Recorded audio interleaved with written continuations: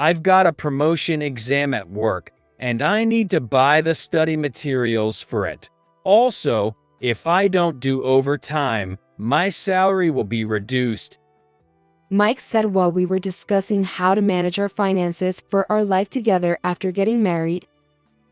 He has to study for the promotion exam, so the money he can bring into the household will decrease. I thought it was fine since both of us are working. However, right after that, I started feeling uneasy about Mike's behavior. He was using an unfamiliar app on his phone, and his overtime suddenly increased. Most of all, when we went out to eat, he wouldn't take a single bite of food. I was also curious about the waiter's strange hand movements. I felt like I had seen those hand movements somewhere before. If my suspicion is right, it could turn out to be pretty bad. I left the bar for a drink and distanced myself from Mike. I decided to uncover his suspicious activities. Thinking nobody would notice was a huge mistake. My name is Emily Wilson, and I'm turning 38 this year. I work as a tax accountant, and both my career and personal life are fulfilling. I can proudly say that I'm enjoying both my professional and personal life now, but it was quite a challenging journey to get here. When I graduated from college, the economy was in a slump, and I struggled to find a job. I felt a strong pressure to work properly and become a part of the workforce, which led me to feel like I was just spinning my wheels at that time. Eventually, I landed a job offer from a small company. Honestly, I was reluctantly working there. However, that's when my turning point came. While working and interacting with other companies, I realized that many workplaces lacked vitality. Many companies were not able to increase their profits as they hoped and were struggling with what to do next. I wanted to help improve these companies' morale and sales, to increase the number of workplaces where people could work with a smile. Driven by this desire, I decided to pursue a career where I could contribute to the growth and performance of companies, which led me to become a tax accountant after years of study. I became a tax accountant at the age of 34. Switching from an employee in a small company to a tax accountant was quite an unusual path. Thanks to that, I finally found what I truly wanted to do. Of course, this journey made my work life very rewarding, but I felt something was missing in my personal life. What am I missing? I realized it was the absence of a partner who could be there for me, someone to share and solve problems with. My days off were spent alone, watching movies or shopping. My friends started having families and getting married, so our days out together became less frequent. While I do enjoy my alone time, I can't help but think how wonderful it would be to share these moments with someone special. At my friend's suggestion, I signed up for a dating site app. Among several people I messaged, there was one man with whom I felt a particular connection. That man turned out to be my future husband, Mike Smith. Mike worked for a well-known electronics company and seemed to be good at his job. Our message exchanges were smooth and effortless, which left a good impression on me. When we first met in person, I could easily picture myself being with him. Nice to meet you. Nice to meet you too, but it doesn't really feel like the first time since we've been messaging on the app, right? True, it almost feels like we've known each other for a long time. Was this what having the right chemistry felt like? Our conversation flowed naturally, both in tempo and content. I didn't know being in a relaxed relationship could feel this comfortable. And Mike was very suave, which I found appealing. You might be surprised since we've just met, but I would like to date you with the intention of getting married, Emily. I've always wanted to be with someone wonderful like you, Mike, so I'm truly happy. It didn't take long to move from dating with marriage in mind to the actual marriage. I will never forget Mike proposing to me at a beautiful seaside restaurant with a bouquet of roses. Emily, I will make you happy. Please stay with me. Would you marry me? Yes, I'd love to. I want to be with you forever. I finally married Mike at 38. It might have been a late spring compared to others, but marriage is not about age. When and whom you marry and what makes you happy is the most important thing. I was certain I could be happy with him. However, it seems I was the only one who thought this way. A faint shadow was looming over our marriage, yet I was reluctant to acknowledge it. Mike and I both worked, and we decided it was better to have some personal spending money, so we opted for an allowance system. We agreed to put the necessary funds into a common purse and left the rest for each of us to spend freely. When we discussed how much money to contribute in the future, Mike raised a concerning issue. About the money we put in the common purse, is it okay if I contribute less than Emily? What do you mean?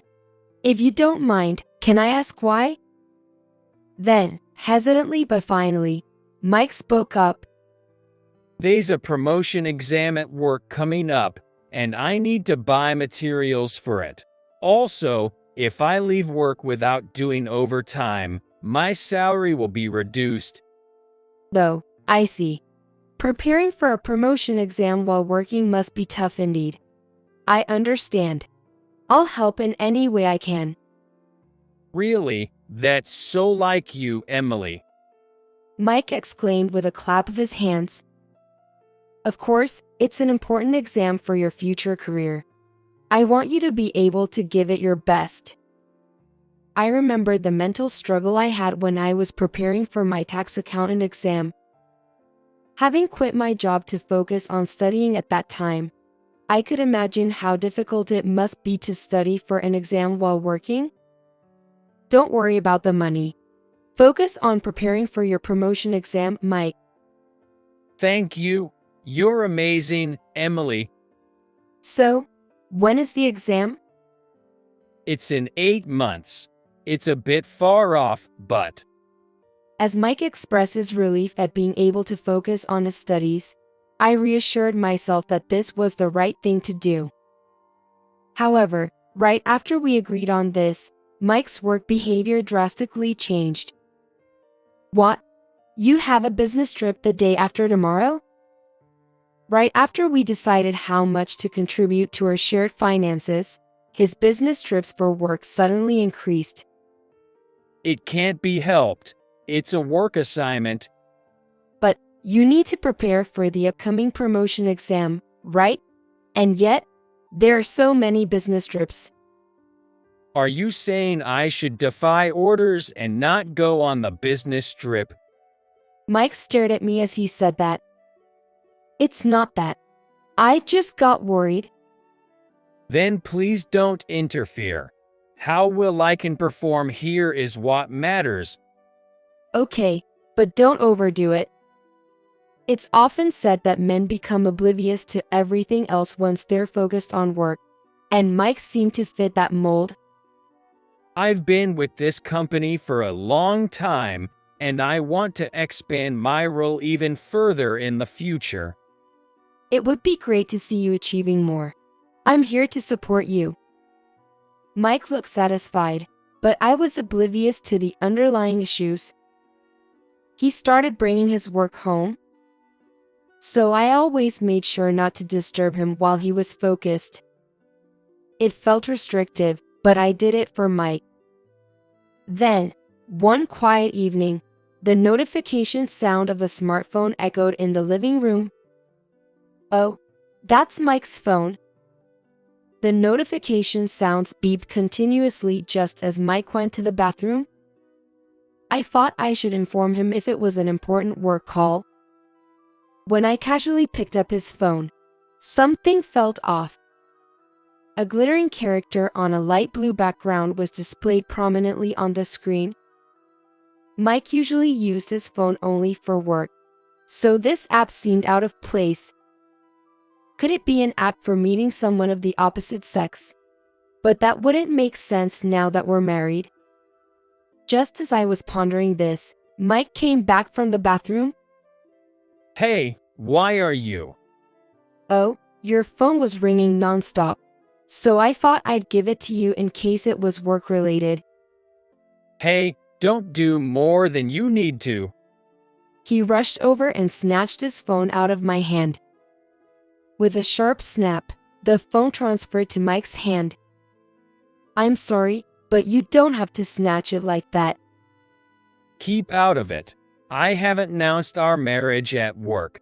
It would be shocking if you suddenly answered my phone, He explained while hastily checking his phone screen.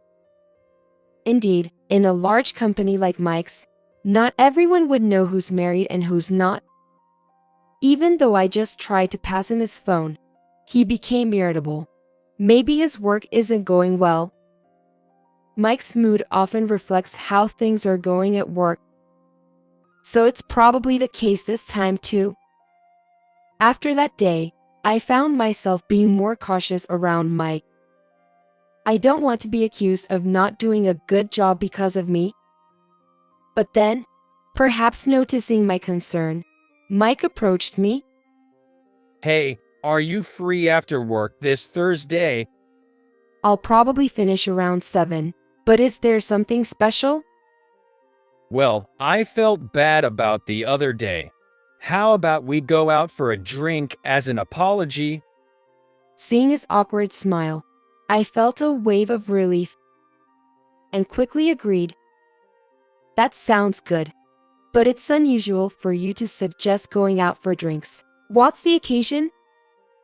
As I asked playfully, Mike seemed to relax and started talking. Don't say that. I've just made some progress with a new client, and it went well.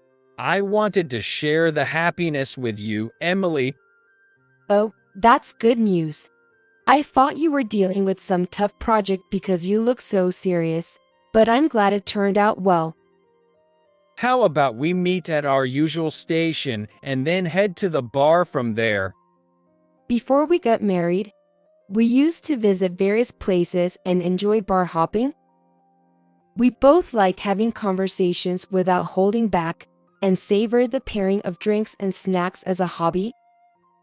Lately, we hadn't had the chance to explore new places due to our busy schedules, but this seemed like the perfect opportunity. With frequent changes in the shops around our memory-filled station, we might discover some interesting new spots. I was really looking forward to the day of our date. To make sure I wasn't late for our meetup, I finished work earlier than usual. I remembered how we used to go bar hopping in this area before we got married. I was excited to remember that. We always chose a place based on our mood at the moment, making each visit unique. Hey, over here. So, where shall we go today? As we walked side by side through the bustling streets, a particular sign caught my attention. The decoration was modest, but each piece of ornamentation seemed sophisticated. The tile work was also delicately patterned, exuding a sense of style. The sign marked open-listed delicious-sounding dishes and the bartender's recommendations, handwritten with care. It appeared that the bartender's favorite drinks were on offer today. Seeing it for the first time, I felt drawn to it.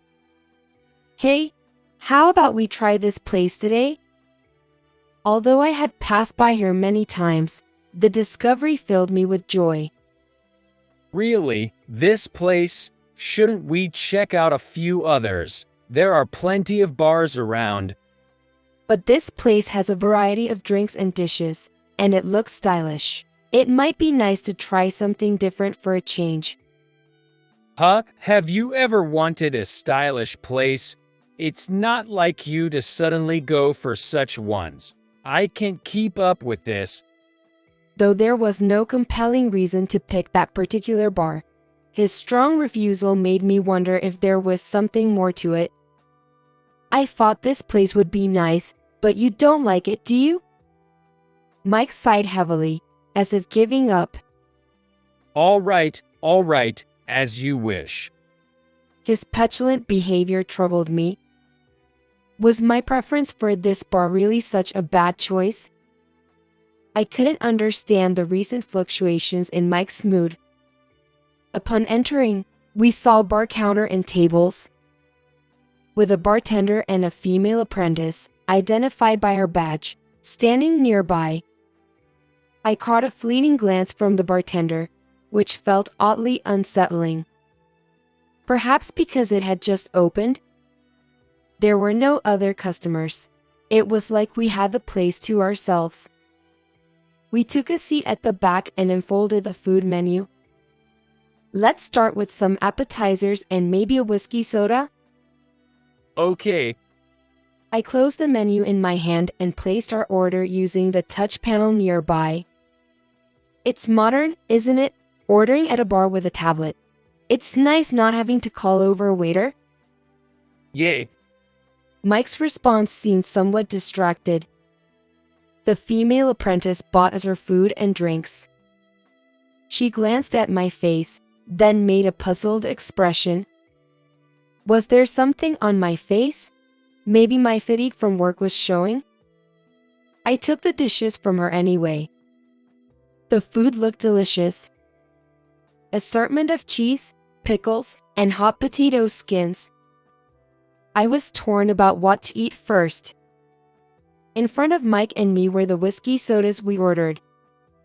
To Mike's work success, cheers! I tried to lift the mood, raising my glass with enthusiasm. Then, I eagerly started on the food in front of me. I had missed lunch due to a sudden work task, so I was famished. With such appetizing food in front of me, I couldn't resist. Also, I needed to put something in my stomach to prevent getting tipsy too quickly. I reached for the potato skins first. The hot sauce and creamy cheese were incredibly delicious, warming my chilled body. Glancing at Mike, I saw him sipping his whiskey soda slowly. It was unusual for him to drink his whiskey soda in such small sips, and his gaze seemed to wander. Besides, he was upset and had shifty eyes. Aren't you eating? Was Mike not fond of potatoes? While pondering this, I served myself another portion. If you're not eating, I will. I missed lunch today. While laughing and serving myself some potatoes, I caught the eye of a woman who was making a strange gesture. She was rotating her right ring finger on the palm of her left hand, which was facing upwards. Thinking about that peculiar movement, it dawned on me that it might be sign language for drugs. She was positioned so that only I could see her, implying she had something to convey just to me. Realizing she was using sign language to communicate with me specifically, I hastily put down my potatoes and headed to the bathroom with my smartphone. Sorry, I need to use the restroom real quick. Are you feeling all right? Just a moment. Keep eating.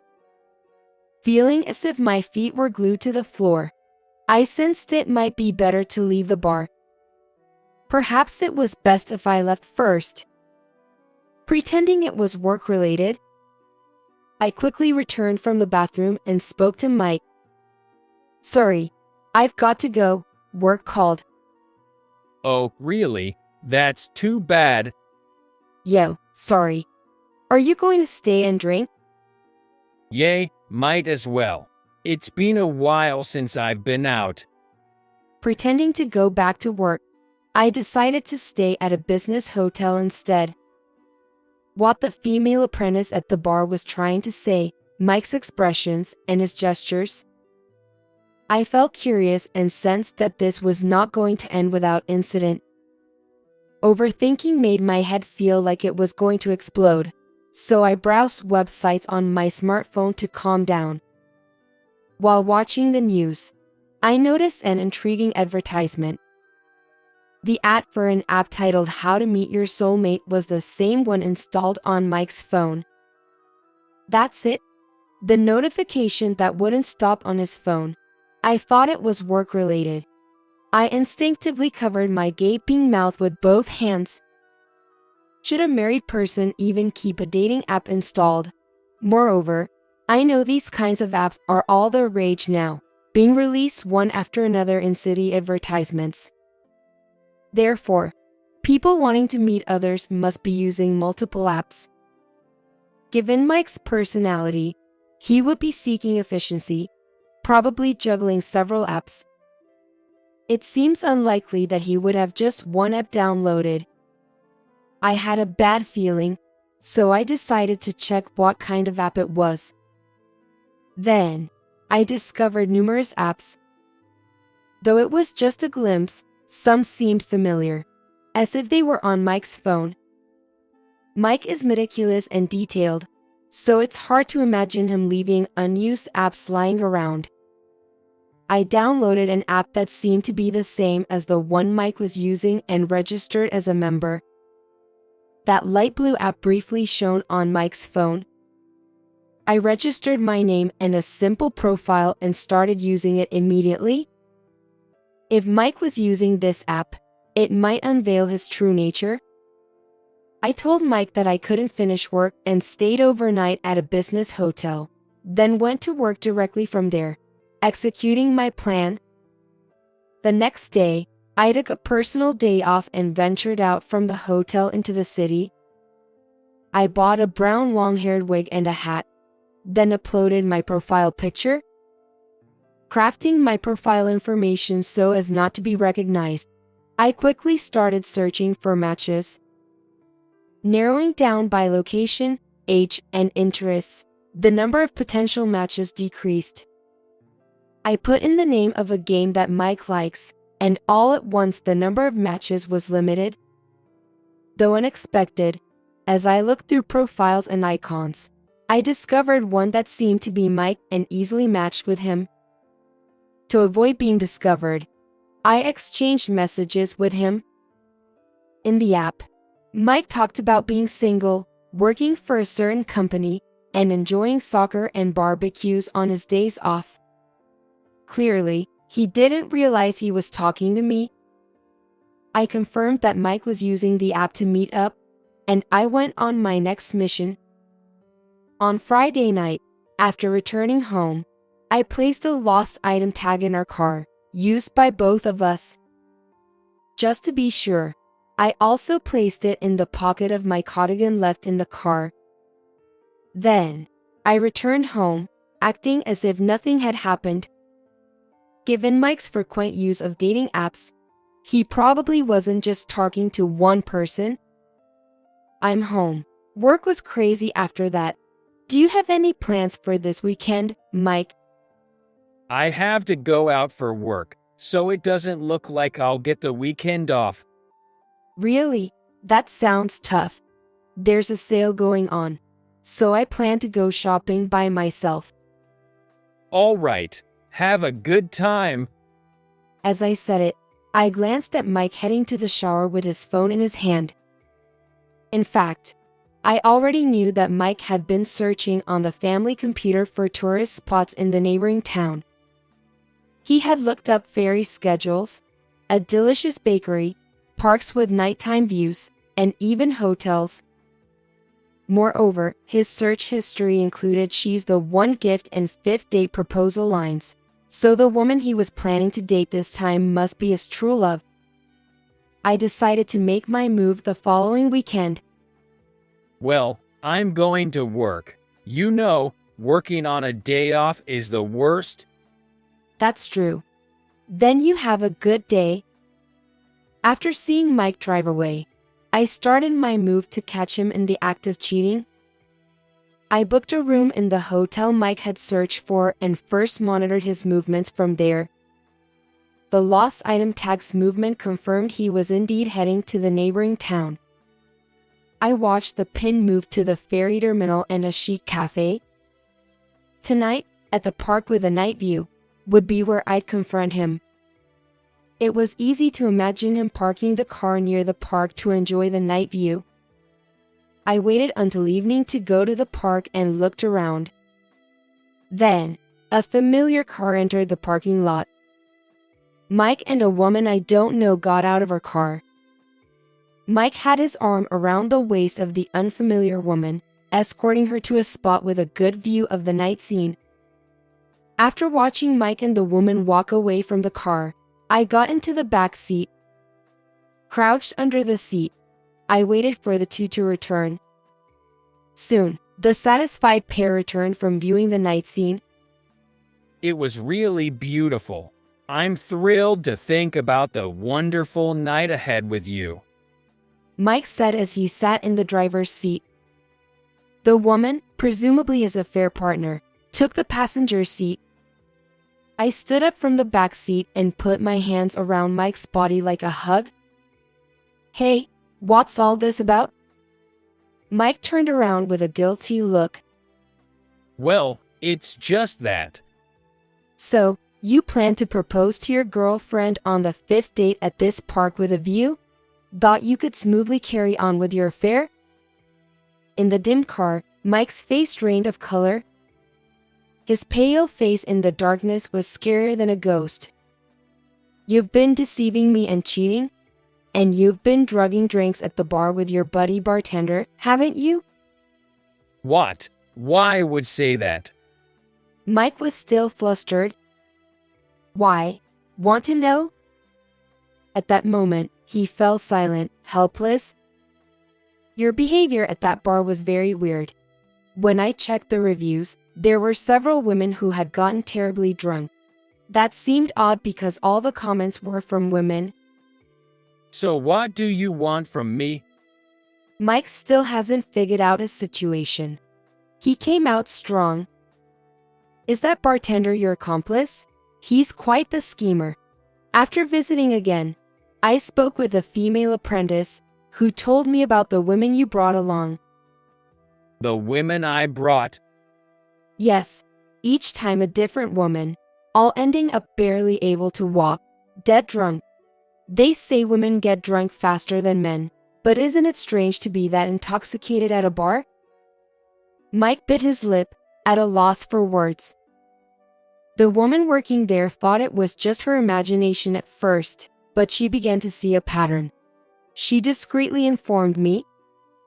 Just because someone got drunk while I was there, you suspect me? I was appalled by Mike's poor excuse. I pulled out a pen. It was the pen I had secretly placed in Mike's bag. This pen has a recording function. I turned it on, so it recorded what you talked about at the bar. You understand what this means, right? Mike's face turned pale. It was an expression I had never seen before.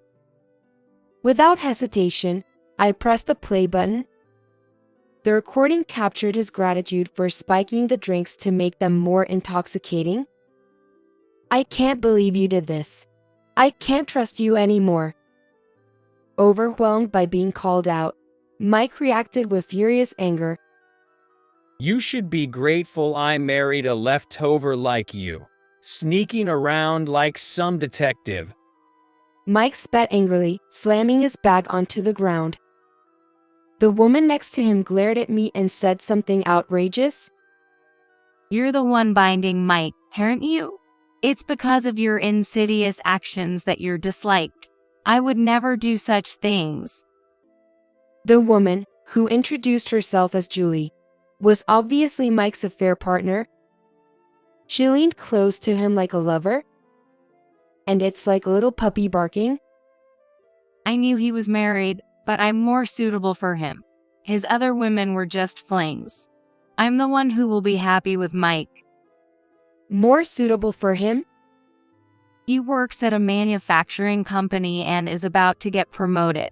He said I could be a stay-at-home wife, and he'd make the best husband. She is a worker, but she doesn't seem to think about it. She was unaware of her mistake. The man you want to marry is about to be fired. Your future has been disfired. Julie's face showed shock, quickly turning to uproar. That's a lie. Mike getting fired. Do you say that because you are disappointed that I cheated on you? I showed her a printout. I had to contact his company before. Turns out he lied about business trips to go on romantic getaways with you. The printout contained evidence of his false reporting, including schedules and fake business trip receipts. The company was shocked by his conduct and is about to terminate his employment contract. Terminate the contract? But he's supposed to become an assistant manager. I laughed at the absurdity. You didn't know the truth. He's just a contract employee. Julie looked lost, unsure of what to believe. I don't see the appeal of a man who gets women drunk for his pleasure and is just a temp worker, but if that's what you want, he's all yours. No, I don't want a man who's getting fired. Julie retorted, then tried to walk away from the passenger seat. I put my foot in front of Julie's. Julie fell hard and hit her face on the ground. How could you do that? You knew he was married and still pursued an affair, even trying to steal him away. You were prepared for the high cost of infidelity, right? Now Julie's face turned pale. I'm a woman and can't pay alimony. I don't have that kind of money. It's shameful to say you don't have money because you're a woman at your age. It's undoubtedly your own fault due to lack of ability. Hey, you don't need to go that far. Mike said, wrapping his arms around Julie defensively. I've had enough of your farce. A woman who robs married men. A man who conspires with a bartender to intoxicate women for his own desires. You two look great together. I walked away from Mike and Julie. I'm a woman, so obviously I can't pay. Mike will take care of everything, right? Hey, these days are gender equality. There's no men will or women can't anymore. Take care of your own issues. How awful. Are you betraying me? I heard the two arguing behind me. I was surprised to hear the word betray from Julie, but that no longer had anything to do with me. I returned home once and left with only the necessary luggage. Mike called many times wanting to reconcile, but I ignored all his attempts. Once, I answered thinking it was an unknown number, but it was Mike. Please, let's not get divorced. Are you in any position to say you don't want a divorce? But I can't live if we divorce now. Wait until I find another job. I sighed heavily. You want me to support you until you're reemployed? No way. Cry to your mistress. Then Mike yelled in desperation. I can't do something that pathetic. But I was not one to be intimidated. Pathetic? Who's the one that did such pathetic things to me? Mike fell silent. Anyway, I'll have my lawyer contact you. I was able to claim alimony through the lawyer. However, since Mike was jobless after contract termination, his parents had to cover for him. Now, he's working hard at a construction site from morning till night, as introduced by his parents. His bad attitude and snide remarks have made him a target of disdain among his seniors. As for Julie, she was fired from her job for having an affair and is known for shouting "I did nothing wrong" until the end, as I heard from a former co-worker. After that, Mike and I officially divorced, and I've been enjoying my life alone. Work and personal life are going well, and divorcing Mike was the best decision. Recently, as a tax accountant, I've been getting more clients, many of whom say, "I'm glad I asked for your help." When I hear that, I feel good about the work I do. Marrying Mike was a mistake, but it taught me to choose my own life, so I have no regrets. By chance, I met the apprentice from that bar at a mall's food court, and we hit it off. That encounter led us to occasionally meet for coffee. She shared how happy she was to use the sign language she learned in Sign Language Club in such a way, which left a deep impression on me. Interestingly, she had no idea I was Mike's wife, making it a funny story we still talk about. Now, living my life without any issues, I think things turned out for the best. My husband suddenly told me, I have to go to work now. You'll have to walk to the hospital yourself. "What?" I asked my husband, who was driving next to me, even though I was drowsy from a fever over 104 degrees Fahrenheit. We were on a nearly deserted and dimly lit street. My husband was in the middle of taking me to the hospital because I had developed a fever. Indeed, when I had asked him to take me, he looked displeased. But when I called the ambulance, he canceled it without asking, saying it was a bother over just a fever. As I was thinking about this, I realized that my husband had already stopped the car and came around to open the passenger door. Is he intending to drag me out?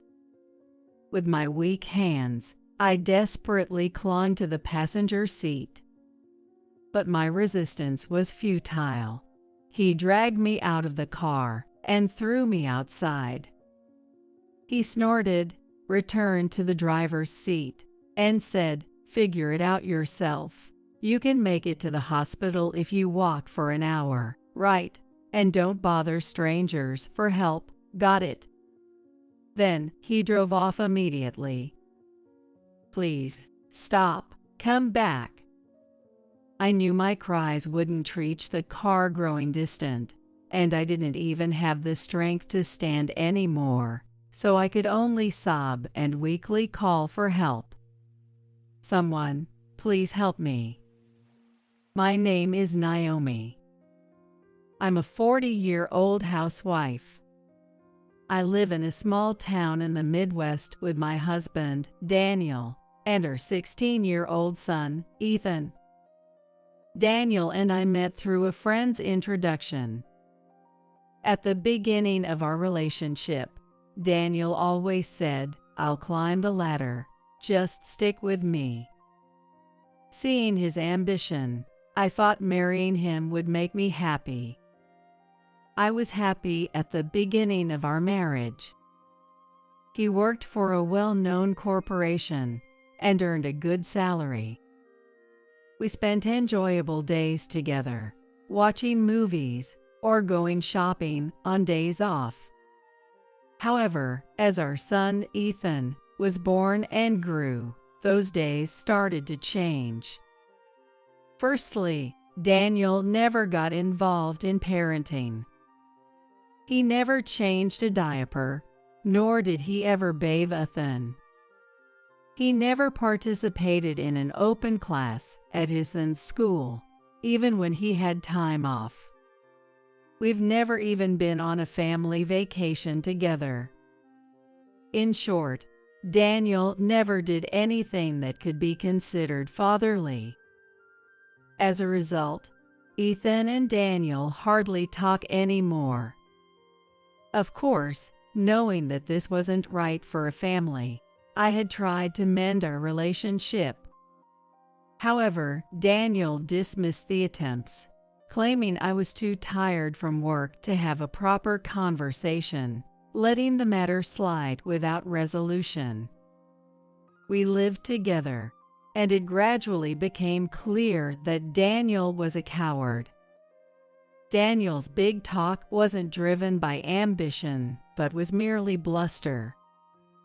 The words he said before we got married, "I'll climb the ladder, just stick with me," were just to ensure I wouldn't leave him for someone else. Indeed, Daniel earns more than the average man, but compared to his peers at the same company, he hasn't climbed very high in the hierarchy. It's not that I wanted him to succeed at all costs, but I couldn't help thinking that, if he was going to immerse himself in work to the detriment of his family, he should at least achieve more. One day, after sending Ethan off to his soccer club's morning practice, I was preparing Daniel's breakfast. Daniel came from the bedroom to the living room and stared intently at the breakfast laid out on the table. The menu was the usual: bacon and bread, along with hash browns and an omelet. Daniel sat down on the chair and started with the omelet. Then, frowning and knitting his brows, "What's this?" he muttered. What? Was something off? It's the same omelet as always. However, Daniel roughly set down the plate with the omelet and declared, "It's inedible," before getting up and leaving the table. Since then, he has been complaining about every meal I make. The lunches I packed for him were returned almost untouched, with the excuse they were too awful to eat. He said, "Don't feed me this stuff even though I'm tired from work," and he started to leave dinner untouched. And Daniel's complaints extended beyond cooking to laundry and cleaning as well. He told me to straighten the clothes more when hanging them on the balcony. He once touched the window frame with his finger and said, "There is so much dust." Despite doing the housework as usual, he suddenly started complaining like this. Moreover, when he complained about my housework, he'd say things like, "Other women would do a better job," as if he was comparing me to someone. It was clearly suspicious, and almost as if his comments came from closely observing another woman doing housework recently. Since then, his actions became suspicious, like taking his smartphone with him to the bathroom or shower, or whispering on the phone in his study. I wondered if he might be cheating. I tried to find proof by checking his bag or sneaking a peek at his phone after he went to sleep, but I found nothing. I considered hiring a private investigator, but since Daniel managed our finances, I didn't have the freedom to use money and had to give up on that idea. Weeks passed with these uneasy feelings. Conversations with Daniel dwindled even more, and living with constant complaints from him, I felt a great deal of stress. Could that be the reason? Maybe because of that, one night, I woke up feeling extremely hot and realized I had a high fever. Recently, Daniel and I had been sleeping in separate rooms, so I couldn't ask for help. I managed to crawl to the living room because I had left my phone in the living room. Feeling like my vision was fading, I might have been exaggerating, but I felt like my life was in danger. I should call an ambulance. Just as I thought that and reached for my phone on the living room table, Daniel happened to come into the living room. What are you doing up in the middle of the night? I mustered all my strength to explain, and Daniel silently took the phone from my hand. Might he call an ambulance for me? Feeling relieved with that thought, Daniel then uttered something unbelievable to me. Calling an ambulance for just a fever? How embarrassing would that be if the neighbors found out? You can't even do housework properly, but bothering me is something you're good at. Go back to sleep. A fever will go away if you sleep.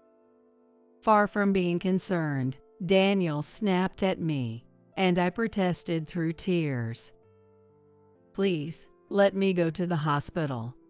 If an ambulance is out of the question, then please take me in our car. I begged Daniel, clinging to him. I kept pleading, almost babbling, please, please. Despite his reluctance, Daniel seemed to give in to my persistence and agreed to drive me. Daniel was very reluctant at first, but it seemed he finally gave in to my persistence and agreed to drive me. Oh, no, I have work tomorrow. What are you going to do about my lost sleep? From the driver's seat, Daniel continued to grumble and complain the entire time.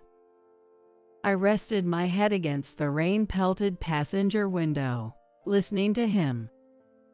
5 minutes after leaving home, Daniel's phone suddenly rang. He pulled over to the side of the road to answer it. After a brief exchange, he quickly ended the call. Then he said the following. Now I have to go to work. You'll have to walk to the hospital from here. What? Work? In the middle of the night? Are you doubting me? Daniel raised his voice, looking annoyed. Then go to work, but at least drop me off at the hospital first. It's not far by car. It was impossible to walk to the hospital in the heavy rain in my condition. I desperately clung to the passenger seat. But Daniel got out of the driver's seat, opened the passenger door with force, unbuckled my seat belt, and grabbed my shoulder. Get out quickly. With those words, Daniel dragged me out of the car as if he was throwing my body outside. I scraped my knees and palms with such force. It was dark, and I couldn't see well, but it felt like I was bleeding. It hurts, you know, I said to Daniel, but he just snorted, returned to the driver's seat, and drove off immediately. I could only watch helplessly as the car got smaller and smaller in the distance. The rain kept getting stronger, and it felt like my fever was rising. There was no one around on the night streets, and Daniel had taken my smartphone with him. My only option was to walk to the hospital. In a desperate state, I headed for the hospital. Since Daniel had contacted the hospital in advance, I was sure the staff would be waiting for me. Thinking that I shouldn't waste any more of their time or that of other patients, I walked to the hospital despite feeling dizzy and disoriented. I got lost and had to rest along the way, but by the time I finally made it to the hospital, 2 hours had passed since I left home. A trip that should have taken only 15 minutes by car. I made my way towards the entrance, aiming for the door. Then, through the glass doors, I locked eyes with a nurse. The moment we made eye contact, I felt a wave of relief and lost consciousness. When I woke up, I was lying in a hospital bed. It seemed like the medication and the intravenous strip had worked because my fever had gone down. As I stared blankly at the ceiling, I heard a familiar voice. It was my son's voice. Mom, are you okay? Ethan asked with a worried look on his face. Yes, I'm fine. Sorry for worrying you. Wait, why is Ethan here? As I pondered this question, Ethan smiled slightly and helped me sit up. To my surprise, Daniel was there too. He was sitting on a low chair, looking exhausted. His clothes were soaking wet, and his usually neat hair was a mess. as if he had been caught in a storm. For some reason, his legs were shaking uncontrollably. I wondered what had happened while I was unconscious. Hey, you have something to say to Mom, don't you? Ethan said to Daniel in a dismissive tone. Then Daniel jerked and shivered, lifting his face up. He looked gaunt, and the dark circles under his eyes were severe. I'm sorry. Daniel said in a small voice. Ethan looked a bit dissatisfied, but turned back to me and explained what had happened. After Daniel dragged me out of the car, he apparently went back home. Ethan, sensing something was wrong, had woken up and found it strange that I wasn't at home. When Daniel returned, Ethan asked him where I was, but Daniel tried to dodge the question. However, Ethan pressed him further until Daniel confessed to leaving me out in the rain. Ethan, being physically larger than Daniel, must have intimidated him. After a bit of arguing, the hospital called to inform Ethan that I had arrived safely. Ethan suggested to Daniel, "Let's go to the hospital to check on Mom now." But Daniel refused, saying, "I have work tomorrow." Ethan, furious, grabbed Daniel and insisted, "You walk to the hospital too." Faced with Ethan's threatening demeanor, Daniel, being watched by Ethan on his mountain bike, jogged through the rain to the hospital. Daniel, who usually commutes by car and dislikes exercise, must have found this extremely difficult. It's no wonder he was so worn out and exhausted.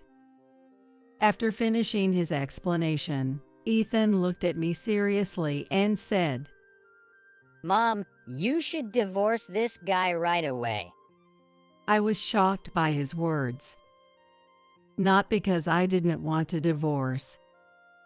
I was shocked that I had driven my son to say such a thing.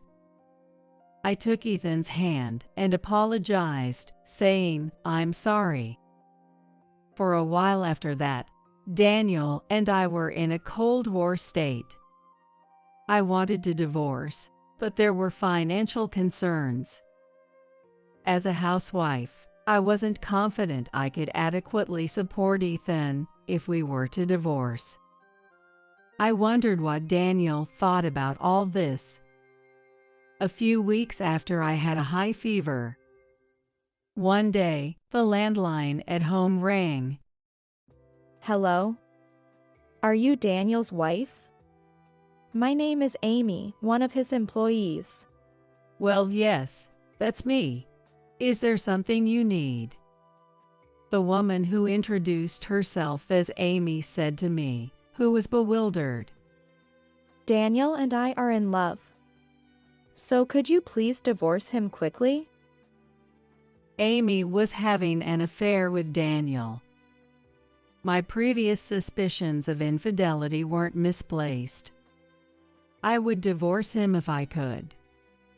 I found myself shouting that in response, almost instinctively. That was my true feeling.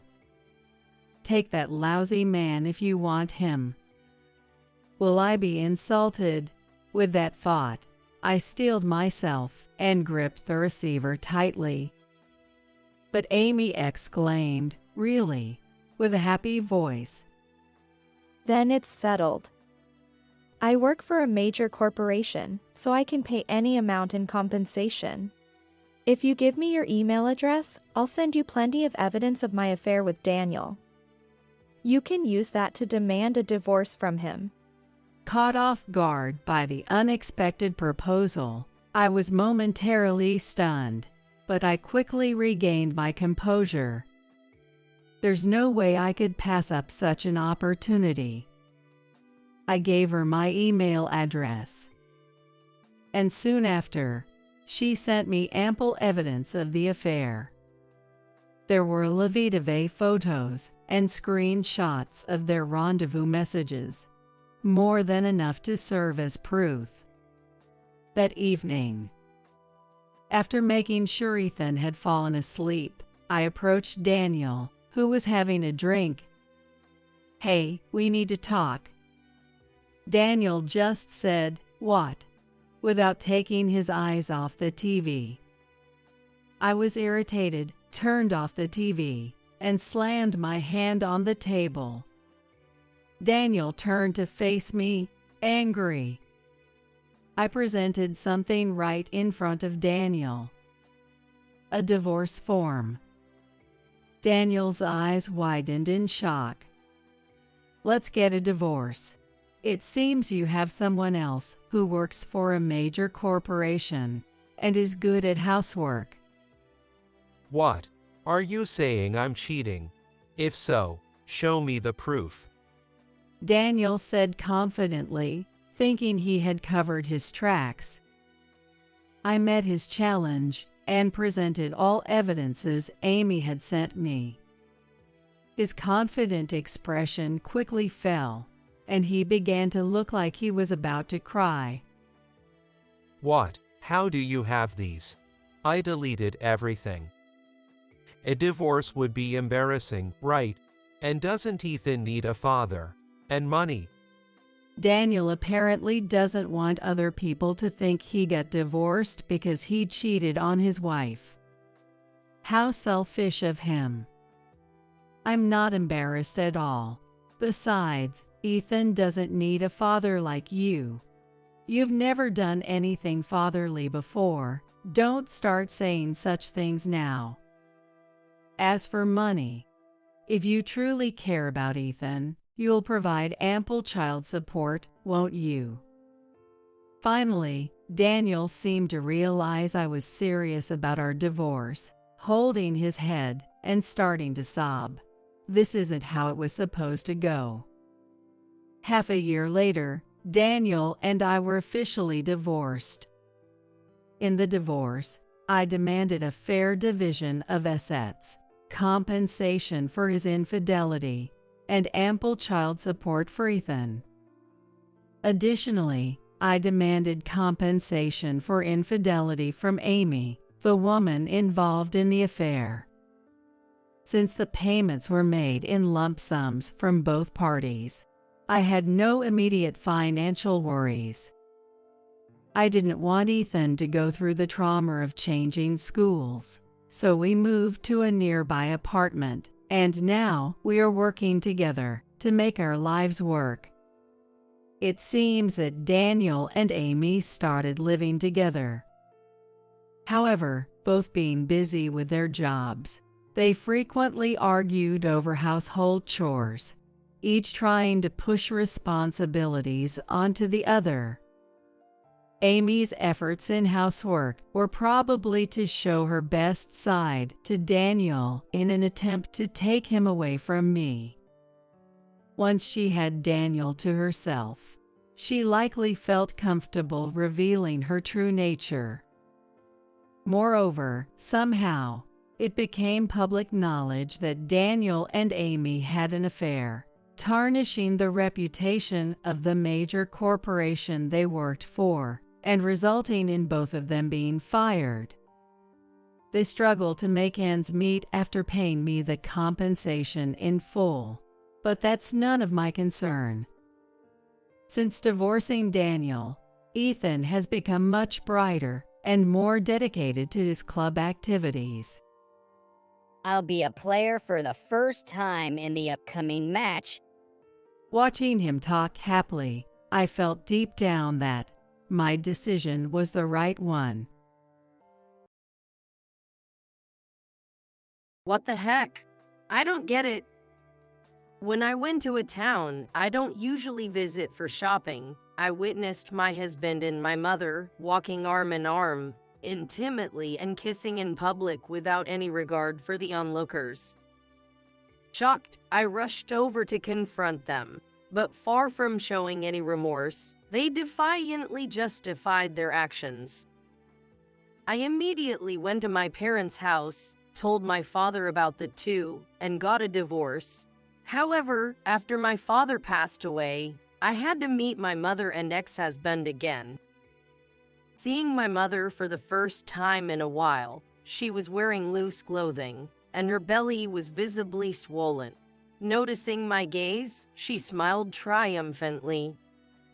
"Oh, did you notice? I'm carrying a child.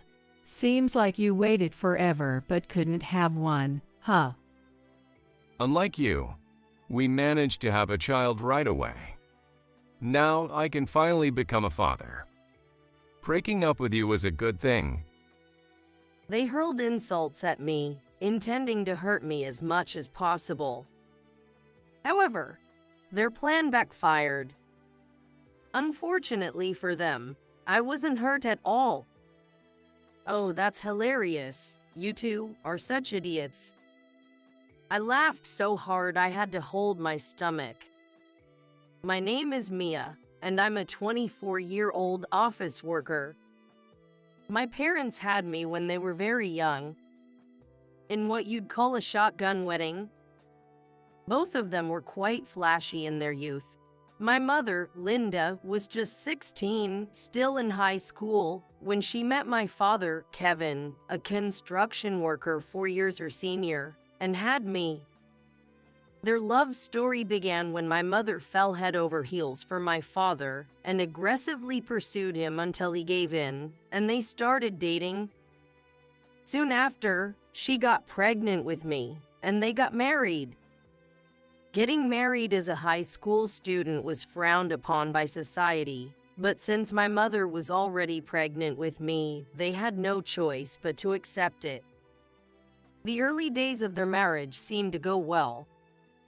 When I was in kindergarten, my father would often come to pick me up on his days off from work due to rain. Your dad is so young and cool. Right? I love my dad. He's so kind. I loved walking home under the same umbrella with my dad, talking about our day. However, an incident struck my father, changing my mother's attitude towards him drastically. My father fell while dismantling scaffolding at work, sustaining serious injuries. Injuries include full body bruising and complex fractures. When his body became disabled, my mother turned cold. Fortunately, he survived, but he was left with lasting physical impairments, making it impossible for him to continue his construction job. Thanks to rehabilitation, my father managed to walk again and, through a friend, found employment at a company. However, he needed long-term rehabilitation. During this time, my mother refused to have anything to do with him, from attending medical appointments to everyday assistance. She even ignored him when he fell in the hallway or threw sarcastic comments his way. Showing off by falling. Pathetic. Marrying this burden was a mistake. I should have dated more men before settling down. When I was a kid, my mom would constantly grumble about my dad, as if it were her catchphrase. But to me, it just looked like she was picking on him, and honestly, I didn't really like her for that. Due to my father's limited work capacity, our family wasn't exactly wealthy. My mother worked nights, so I spent more time with my dad during the day and was closer to him than to my mother. Perhaps because my mother noticed this, or maybe she was never fond of kids to begin with, she mostly neglected me, providing only the bare minimum care. I managed to graduate high school, but instead of going to college, my mother told me to work to help with the family finances, so I ended up taking a job at a local company. I'm sorry, Mia. It's because of my condition that you have to bear this burden. Don't say that. I'm happy to work if it helps you, Dad. My father apologized for not being able to send me to college, feeling guilty.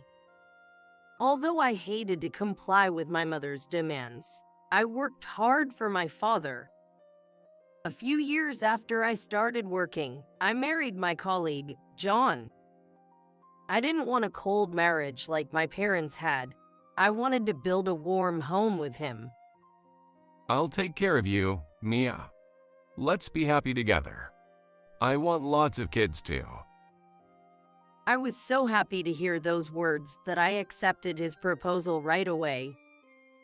However, a year into our marriage, there was no sign of us having children. I wanted children too, but no matter how long we waited, there were no signs of pregnancy. John started to pressure me, as if it was all my fault. Damn. Why can't we have kids? All my coworkers already have children. It must be something wrong with your body. What a letdown for a wife. Don't say that. It's not just my issue. I want you to come with me to the gynecologist for a checkup. What? Why do I have to go through such trouble? I've always been healthy. Never even caught a cold. It's obviously your fault we can have kids. My husband blamed me alone and wouldn't even listen to the suggestion of fertility treatment. Instead, he berated me for not being able to have children because of me.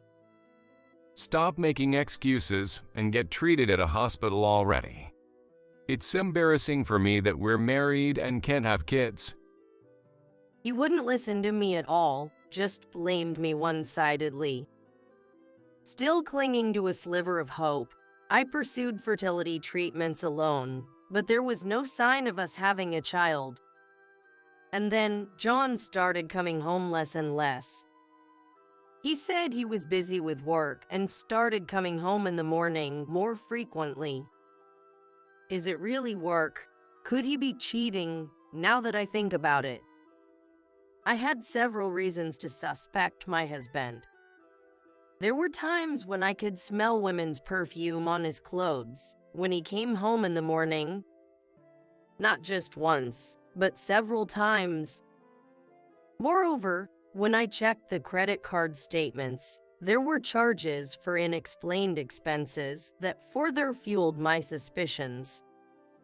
However, I thought confronting him directly would only lead to evasive answers, so I waited for the right moment to talk, and that moment came soon enough.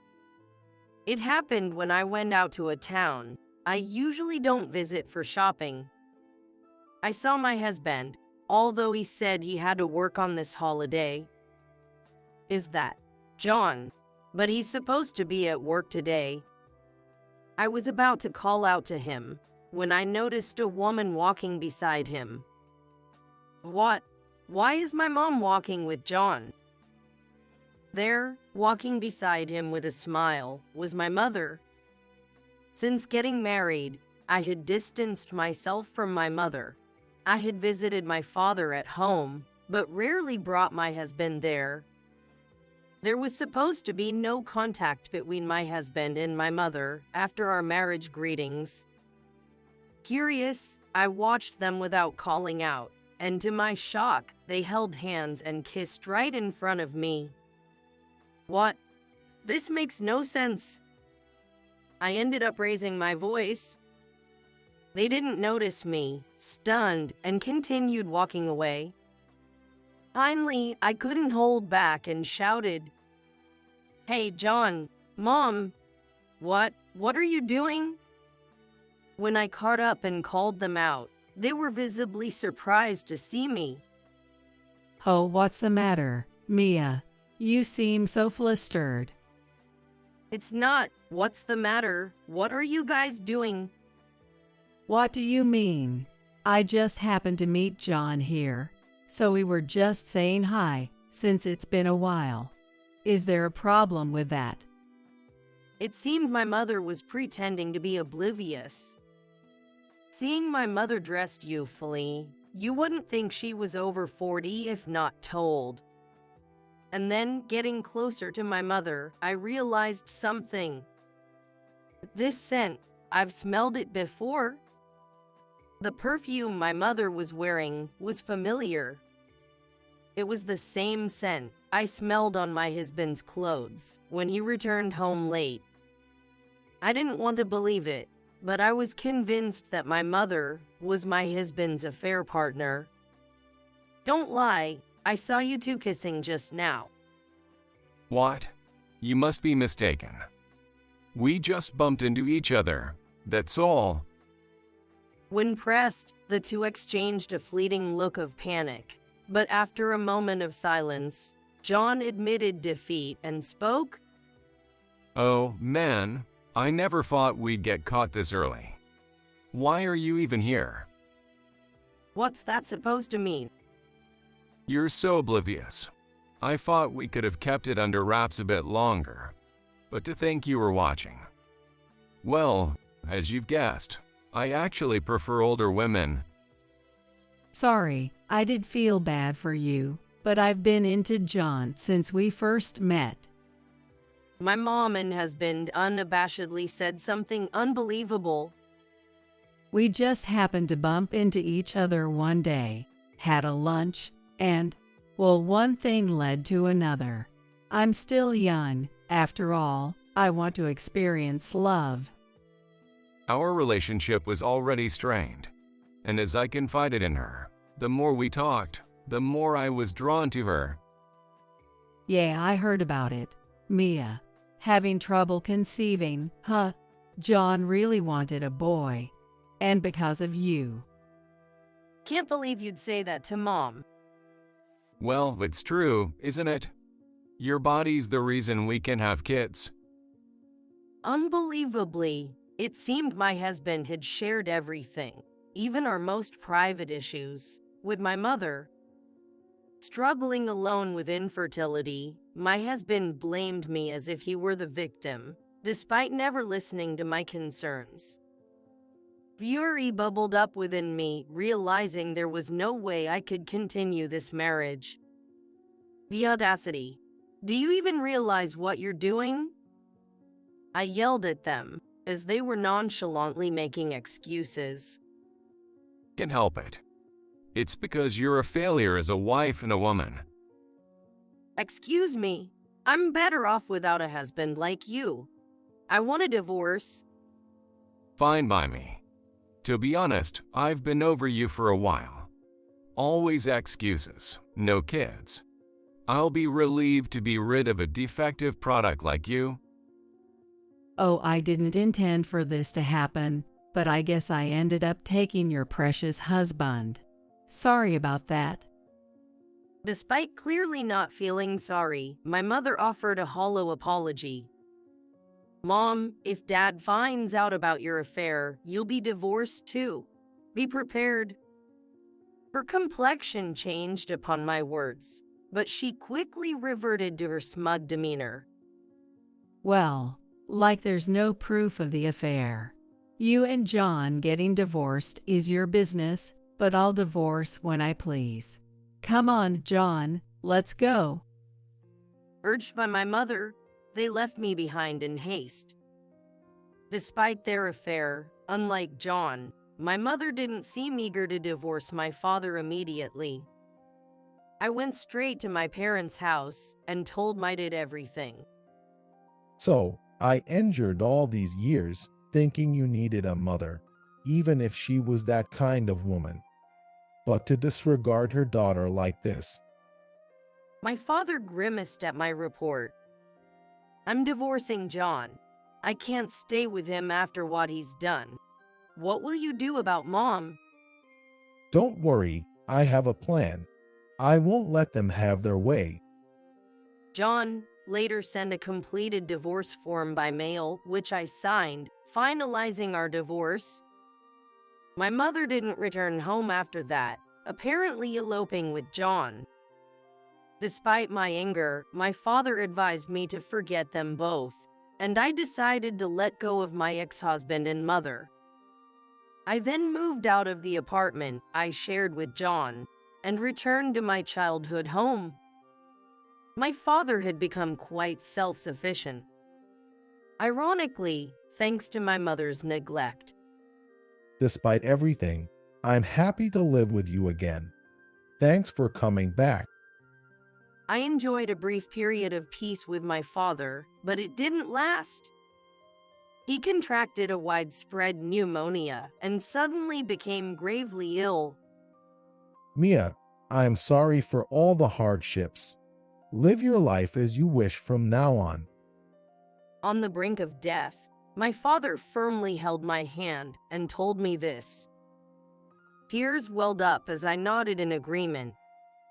Despite medical efforts, his condition rapidly worsened, and he passed away. Dad, I wish I had been a better daughter before you left us so suddenly. As I prepared for his funeral, an unexpected visitor arrived. Long time no see. Heard he's gone. My mother and John, my ex-husband, were there. They stood at the door with disdainful smiles, barging into the house. What do you want now? Just go away. What? And who do you think you are? He and I are married, you know. It's only natural for a wife to rush over when her husband dies. To think you'd say such a thing after eloping and not contacting anyone for years. Oh well, say whatever you want. But no matter how much you scream and shout, I'm still his widow, which means I have a right to the inheritance. There was insurance too, wasn't there? I can't believe it. That's why you never divorced, Dad. After suffering an injury, Dad retired from his construction job and worked hard at a company he joined later, eventually reaching a respectable position before he passed away. Despite having no formal education, it must have been the grit he developed during his days as a craftsman. He had many subordinates who admired him for his caring nature. All the more reason not to divorce. Now let's talk about dividing up the assets. He wasn't one for material desires, so I know he saved quite a bit. Let's see. Mom said this as she approached me. Suddenly, I realized something. Mom, in her loose clothing, her belly was clearly swollen. Noticing my gaze, she smiled triumphantly. Oh, you noticed. Yes, I'm carrying John's child. It seems you've been waiting for one you could never have. I'll bear the child in your stead. Different from you. I had a child easily. Now I can finally become a father. Breaking up with you was really for the best. The two of them hurled the most hurtful words they could at me. However, their plan backfired. Unfortunately for them, I wasn't hurt in the slightest. Oh, this is hilarious. Both of you look so foolish. I couldn't help but laugh, holding my stomach. The two of them looked at me, dumbfounded. What's so funny? Because it's ridiculous. Hey, I hate to say it, but are you sure that child is really John's? At my words, John asked, "What?" as if offended, but Mom's demeanor suddenly changed. Her eyes darted around, clearly flustered. But John seemed oblivious to it. It's definitely my child. Don't say such nonsensical things out of spite. Yes, that's right. Don't be sore losers. Whether it's a sore loser's talk or not, this will clarify everything. I stepped away and retrieved a document I had kept, thrusting it in front of them. What's this all of a sudden? What is this? What are you so surprised about? It can't be that. Huh? What does this mean? The two were shocked by the content of the document. It was a report from a private investigator detailing Mom's social interactions. After Mom eloped with John, I happened to see her in town. She was with a young man I didn't recognize, not John. Following them secretly, they entered a hotel together. What does this mean? Could it be that Mom is? I talked with my father before he passed and decided to investigate Mom's behavior. I thought it might be useful someday. The investigation confirmed that Mom was indeed involved with a man other than John. John, with a look of disbelief, frantically reads through the documents. There, detailed information about his mother and her boyfriend is written. John, reading the report with disbelief, glared at Mom next to him after finishing it. What is this report about? Were you deceiving me? That's absurd. Mia is lying. The baby is definitely yours. Despite being flustered, Mom insisted the baby was John's. Who do you believe, Mia or me? Well, that's... Since you couldn't have a child, you're framing your own mother. What a terrible woman. John was persuaded by Mom, regaining his composure. Declaring the report a lie, they turned their blame towards me, ignoring their own issues. You're free to believe what you want, but sadly, I have definitive proof. You can come out now. I called out towards the room next to the living room, where I currently was. Then the door opened, and a man walked in. Who the heck is that guy? Who? I don't know him either. Both of them were puzzled by the appearance of this unfamiliar man. This man is my husband. It's natural you wouldn't know, but I remarried. His name is Bob. I had divorced John a year ago and remarried him, whom I met through a friend. What proof does this man provide? Unlike my mother, it may not be visible yet, but I also have a baby in my belly. Of course, it's his child. So what? Say it clearly. Still don't get it? I couldn't have a baby no matter how hard we tried when we were married, but with him, with Bob, I got pregnant right away. John's eyes widened as he seemed to grasp the implication of my words. You were too lazy to go to the hospital, but I got checked properly and knew there was nothing wrong with my fertility. So the problem with not having kids was you. No, that can't be. You're lying. But it's strange, isn't it? Supposed to be hard to have children, yet my mother is pregnant. I wonder if it's really your child. When I posed that question, John could not retort and glared at Linda next to him. Hey, speak the truth. Well, fine, you win. Oh, you admitted it quite fast. I thought you'd try to deceive us more. It was just a fling with John. What? What do you mean? I was with you because you were Mia's husband.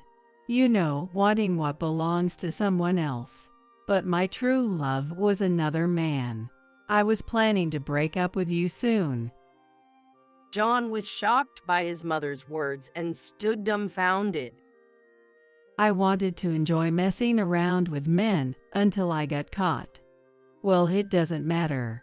Whether or not the child I'm carrying is his, my right to inherit his wealth remains unchanged. Are you still talking about that? Unfortunately, you'll have to give up on that. What? How many times do I have to say the same thing? I wasn't divorced from my deceased husband, so I have the right to inherit. That's what I'm telling you. You have no such right. Because you and Dad were divorced a long time ago. What? That can't be. Maybe you've forgotten because you're getting older, but Dad had the divorce papers you filled out. When I reported my mother's affair to my father, what he took out was a set of divorce papers. According to Dad, after a major fight when he became unable to work due to an injury, Mom had said, "I don't need a husband who can't move," and thrust the filled-out divorce papers at him. Though he didn't submit them at the time because of me, Dad had used those papers to divorce her before he died. So, Mom, you won't get a penny of Dad's estate. Do you understand now? That's impossible. Seeing her face turn pale, the mother, who had been so confident just moments ago, is now visibly shaken. John was still glaring at her. I'll be leaving. After realizing her affair was exposed, and she wouldn't receive any inheritance, my mother fled the house as if escaping. Later, my mother gave birth to a boy, but it was clear, even without a DNA test, based on blood types, that he wasn't John's child. John saying, "I never thought she was such a whore," abandoned my mother when she no longer had any inheritance coming her way, and disappeared. The man my mother truly wanted, her affair partner, also fled upon learning of her pregnancy, as he was only in it for a casual relationship. In the end, my mother became a single mother at 40. She is raising a child on her own with no one to rely on, surviving on government support. Being an older mother, taking care of a young child was physically demanding, and she appeared significantly aged. I once saw my mother from a distance, carrying her child. Her appearance, now with more gray hair, looked more like a grandmother than a mother. Meanwhile, I gave birth to a healthy baby girl, and now our family of 3 lives happily together. Thinking about it, my mother's child is my brother, and he will be in the same grade as my daughter, which is quite complicated. On the anniversary of my father's death, we plan to visit his grave as a family of 3. The betrayal of my ex-husband and mother was painful, but it allowed me to find an irreplaceable family. You're watching over us from heaven, aren't you? Surely, Dad up in heaven is rejoicing over the birth of his grandchild. Holding on to the love Dad gave us, we vow to continue walking closely as a family.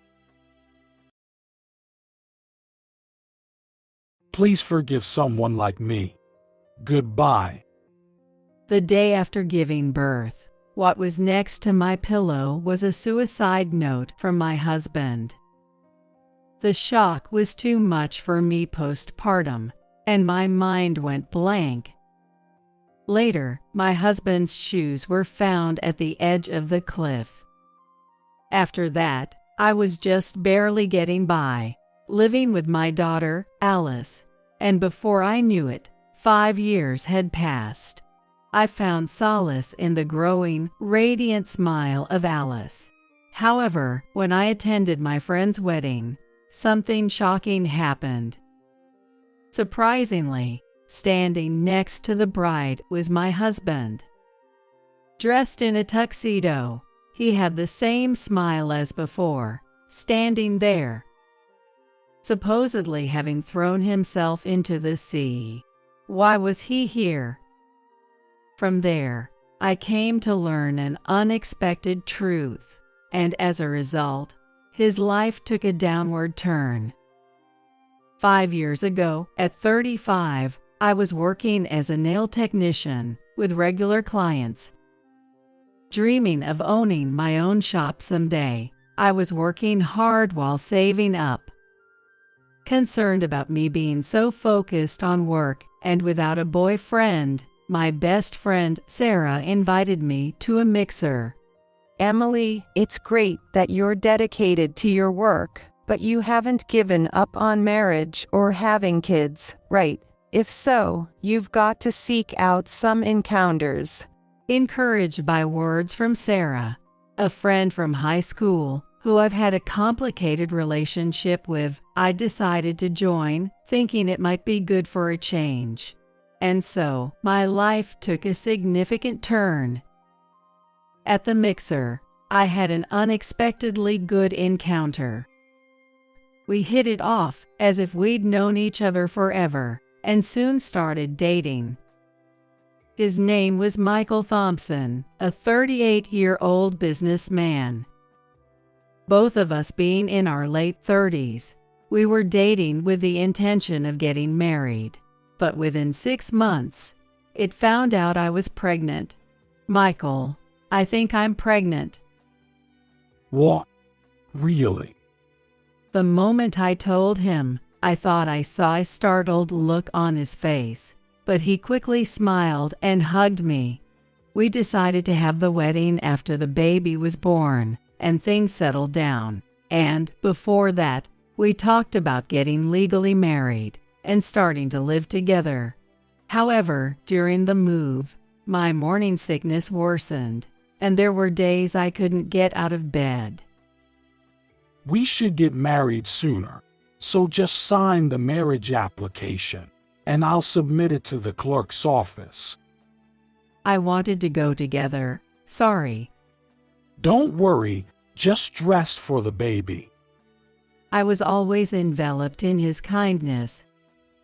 Yet, there was one concern. It was about my parents.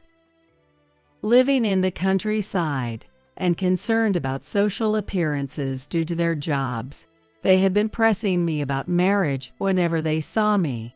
I can't stand that, and I had stopped contacting them for a while. But when we announced the shotgun wedding, I'm expecting some disapproving looks from them again. As expected, when I contacted them, my father yelled, "It's shameful, don't come back home."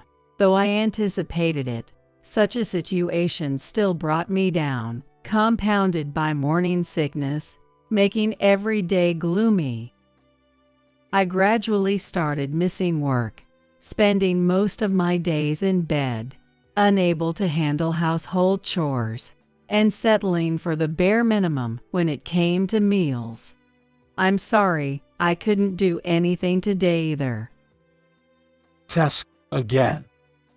As days went by, Michael, who was supposed to be kind, began to change. Even though I was in the midst of a blissful newlywed life, and we were about to welcome a baby soon, things hadn't turned out the way I envisioned, and all I feel was a sense of urgency. At this rate, I might not become a good wife or a good mother. Every day, struggling with nausea in bed and shedding tears was truly hellish. Yet, more troubles began. Michael started coming home late, and his time at home decreased. Moreover, on the rent due date, there was no payment from Michael. We had agreed to split the rent in half when we started living together, and the rent was set up for automatic payment from my account, which I signed the lease for the apartment. But there had not been a single transfer from him. Hey, did you forget to transfer money for the rent? What's happening with it? Just wait a bit longer. There's been a lot of drinking and entertainment this month. I'm in a bit of a financial pinch. Every time I checked, he'd say that and put off the payment. And in the end, it was almost like I was the one paying the rent. Moreover, as payday approached, he'd increasingly ask me for loans. But I'm not able to work right now, and considering the future, I'd like to set aside our savings. Due to the morning sickness, I was practically on leave, and had reluctantly started dipping into my savings to open a nail salon. But I really wanted to keep that saved up. The thing is, I had an unexpected business dinner at a fancy restaurant, and I'm in a pinch this month. But shouldn't that be covered by the company's expenses? It doesn't work that way. Plus, landing this contract now could significantly affect my promotion. Please. He said that if he gets promoted and earns more, it would be easier to support the family, so I had no choice but to agree. But then I noticed an unfamiliar watch on Michael's wrist. Hey, where did you get that watch? Notice, cool, isn't it? I've been eyeing this watch for a while. He showed it off to me, almost like a child bragging about a treasure. That's not the point. How much did that cost? What's it to you? I bought it with my own money. Stop nagging. Despite me paying the full rent and even lending him money, what was he thinking? I couldn't help but snap at him. Before spending money on such things, you should have discussed it with me. You're about to become a father. When I, usually quiet, unexpectedly raised my voice, he looked surprised and then awkwardly apologized. Sorry, I'll be better from now on, okay? Seeing him apologize sincerely made me wonder if everything would be all right once the baby arrived, but I had a vague sense of unease.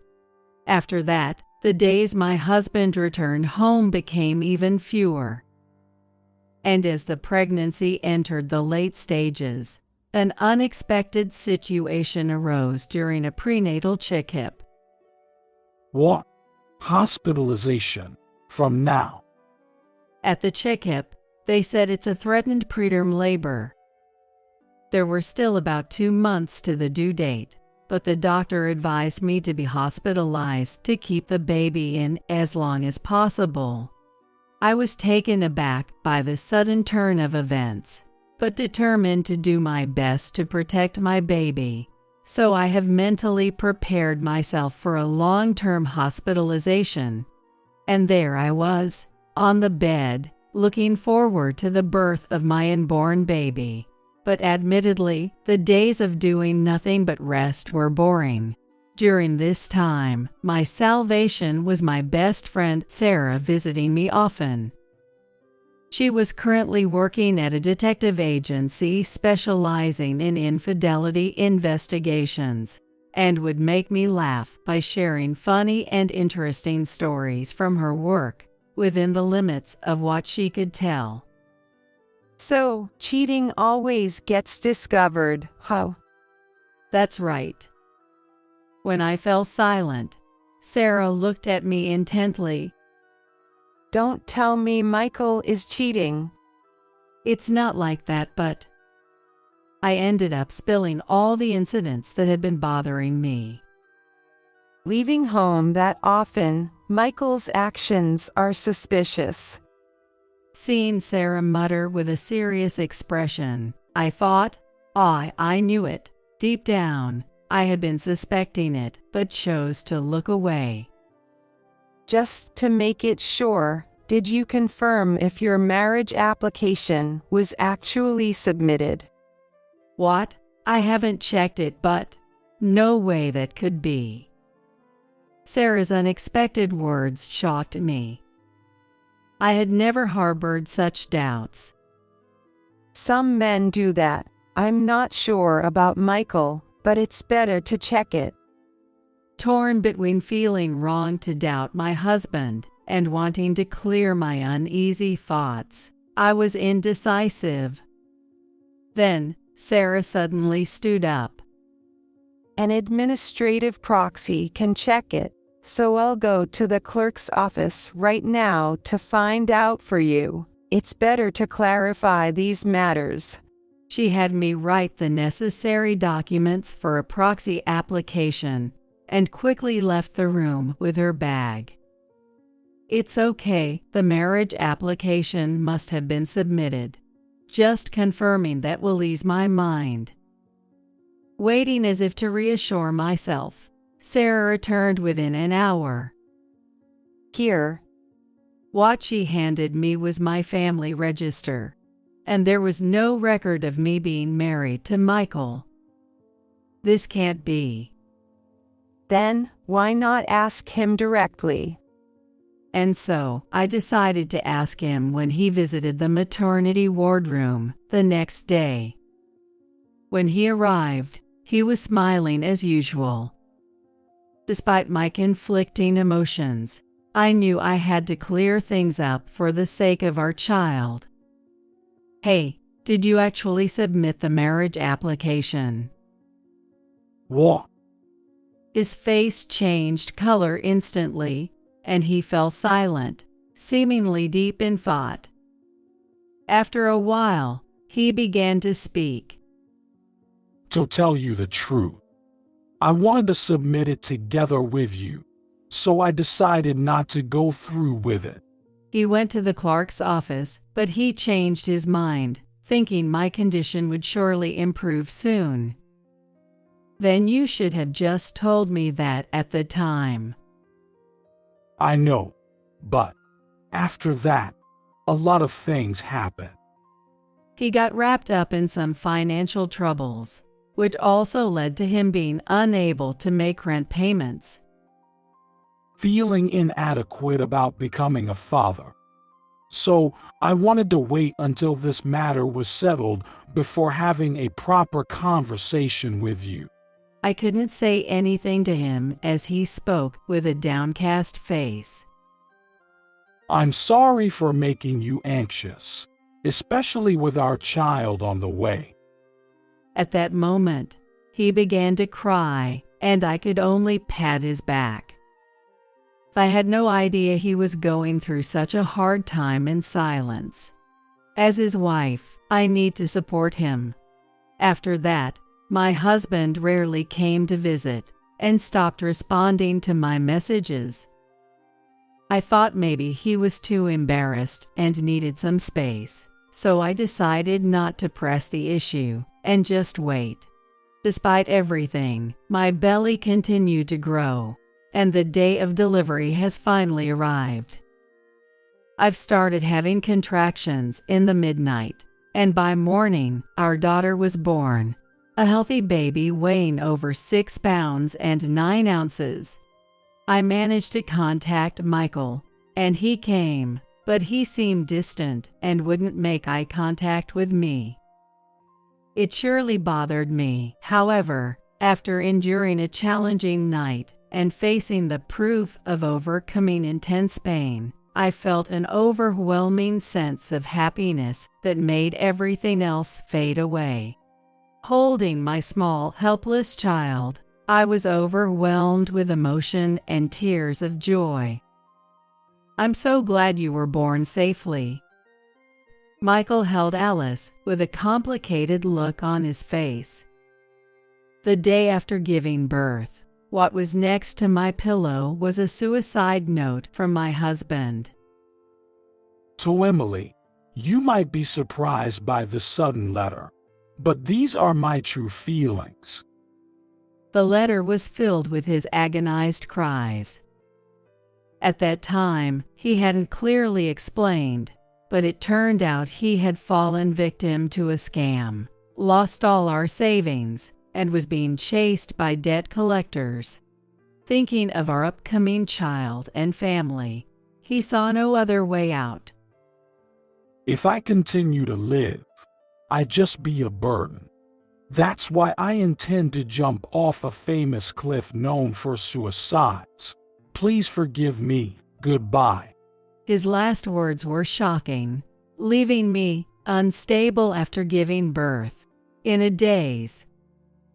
Rushing to the police, Michael's shoes were found at a famous cliff, presumed to have jumped into the sea, leaving me in tears. Despite a search, his body was never found. His whereabouts remained unknown, and I filed a missing person report, holding onto a sliver of hope that he would return someday. Before I knew it, 5 years had passed. During this time, all I could do was struggle through life, holding Alice. Fortunately, when I informed my parents of the birth of my daughter, they came to visit, and we reconciled. Thanks to my parents doting on my firstborn daughter Alice, I managed to get by even as a single mother. Now I'm balancing childcare and work, fighting to achieve my dream of opening my own shop. Sarah has been a great support, frequently visiting and taking me and Alice out for shopping and fun, Then an invitation from a high school buddy, Olivia Johnson, reached to me. In high school, Olivia, Sarah, and I were always together. Olivia, a CEO's daughter, had moved to Japan after high school due to her parents' business, and we had lost touch since then. She had returned to the United States before we knew it, and we were really surprised when we received an invitation to her wedding reception. Olivia's getting married. I wonder who the lucky guy is. Sarah called me excitedly, but I had no idea either. Maybe she met someone in Japan, or perhaps he's some corporate heir. We were both looking forward to reuniting with our friend after so long.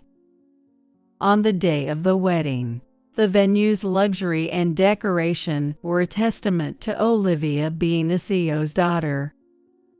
I remember Michael used to work for a company under the Johnson Group. I quietly murmured such a thing in my mind. As the lights dimmed and music played, the spotlight fell on the doors, which slowly opened.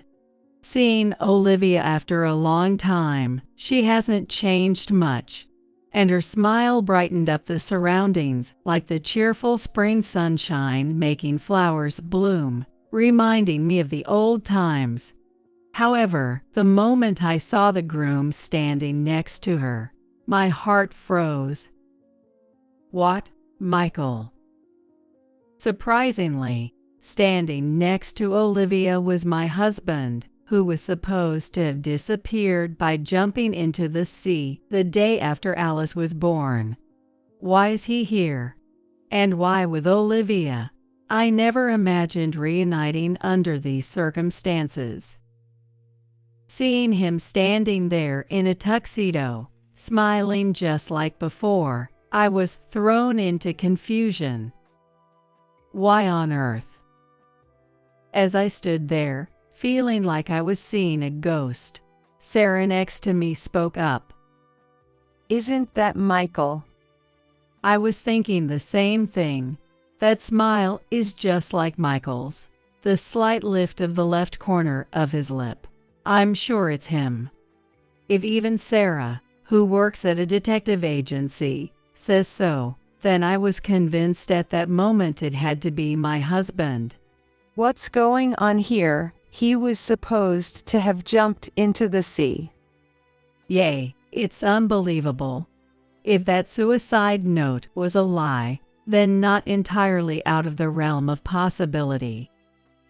I'm filled with the desire to catch him immediately and uncover the truth, the man who disappeared, leaving behind me and our newborn daughter. Yet I decided to hold back for now, not wanting to ruin my friend's wedding. I whispered to Sarah, who seemed eager to get to the bottom of this.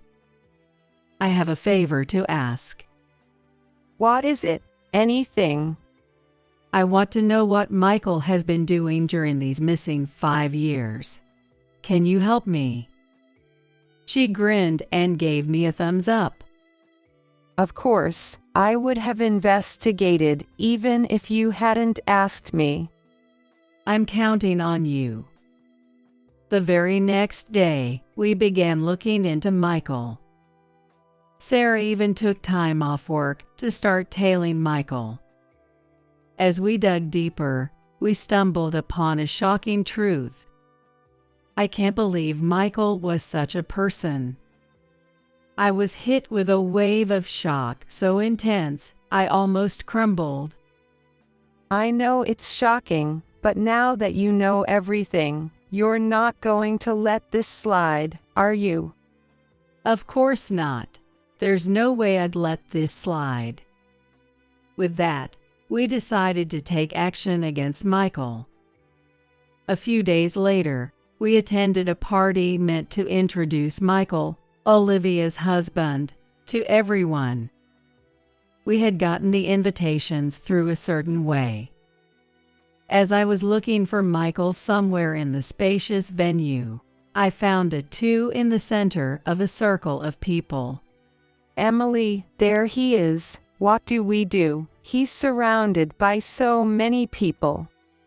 Well, then we have no choice but to confront him head on. Wait, head on, Emily, wait a sec. Not even hearing her restraint, I took one step closer to him, clacking my heels as I went. As I came into Michael's view, his surprised expression froze. As I approached with a smile on my face, Olivia noticed me and said, "Emily, thank you for coming today." "You're welcome, Michael, long time no see." As I smiled at him, his face, which had been smiling until then, suddenly contorted. "Michael, why are you here? Weren't you supposed to have jumped off a cliff?" My loudly feigned surprise drew the attention of everyone around us. Olivia also pressed, "What's going on? Michael, you know Emily." Well, that is." The sudden turn of events caused a stir, and Michael started to panic visibly. "Olivia, you might not believe this, but listen. This man, Michael, was supposed to be my husband up until 5 years ago." As Olivia grasped Michael's chest and shook him violently, asking, "What does that mean, Michael?" He just looked bewildered, with his eyes rolled. There, I laid out the events of 5 years ago for everyone to hear, not hiding a thing. How he disappeared the day after I gave birth to our child, leaving behind a suicide note before jumping off a cliff. Ever since, I've been living my life to the fullest. The murmur in the room quieted down, and I could tell everyone was listening to me. But if Michael is alive and well, that means the suicide note was just for show, right? I stood in front of him and pointed. "You left us because you wanted to marry Olivia." Michael, avoiding my gaze, turned pale. Whispers of "why would he go that far?" started circulating among the crowd. Olivia glared at him. "So you were dating both of us at the same time, got scared of the responsibility when I got pregnant, and ran away. You were actually planning to marry Olivia for her money." That's...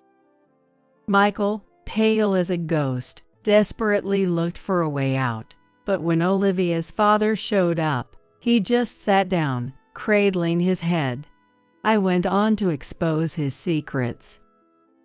"Plus, it seems like you have debts from gambling since you were with me, amounting to over $50,000, right?" Olivia confronted him. I never heard such a thing. And Michael started panicking. "I was going to tell you. I swear. I had a plan to pay it all back. I was planning to tell you after I paid it all back." Was that plan to marry Olivia and become a CEO?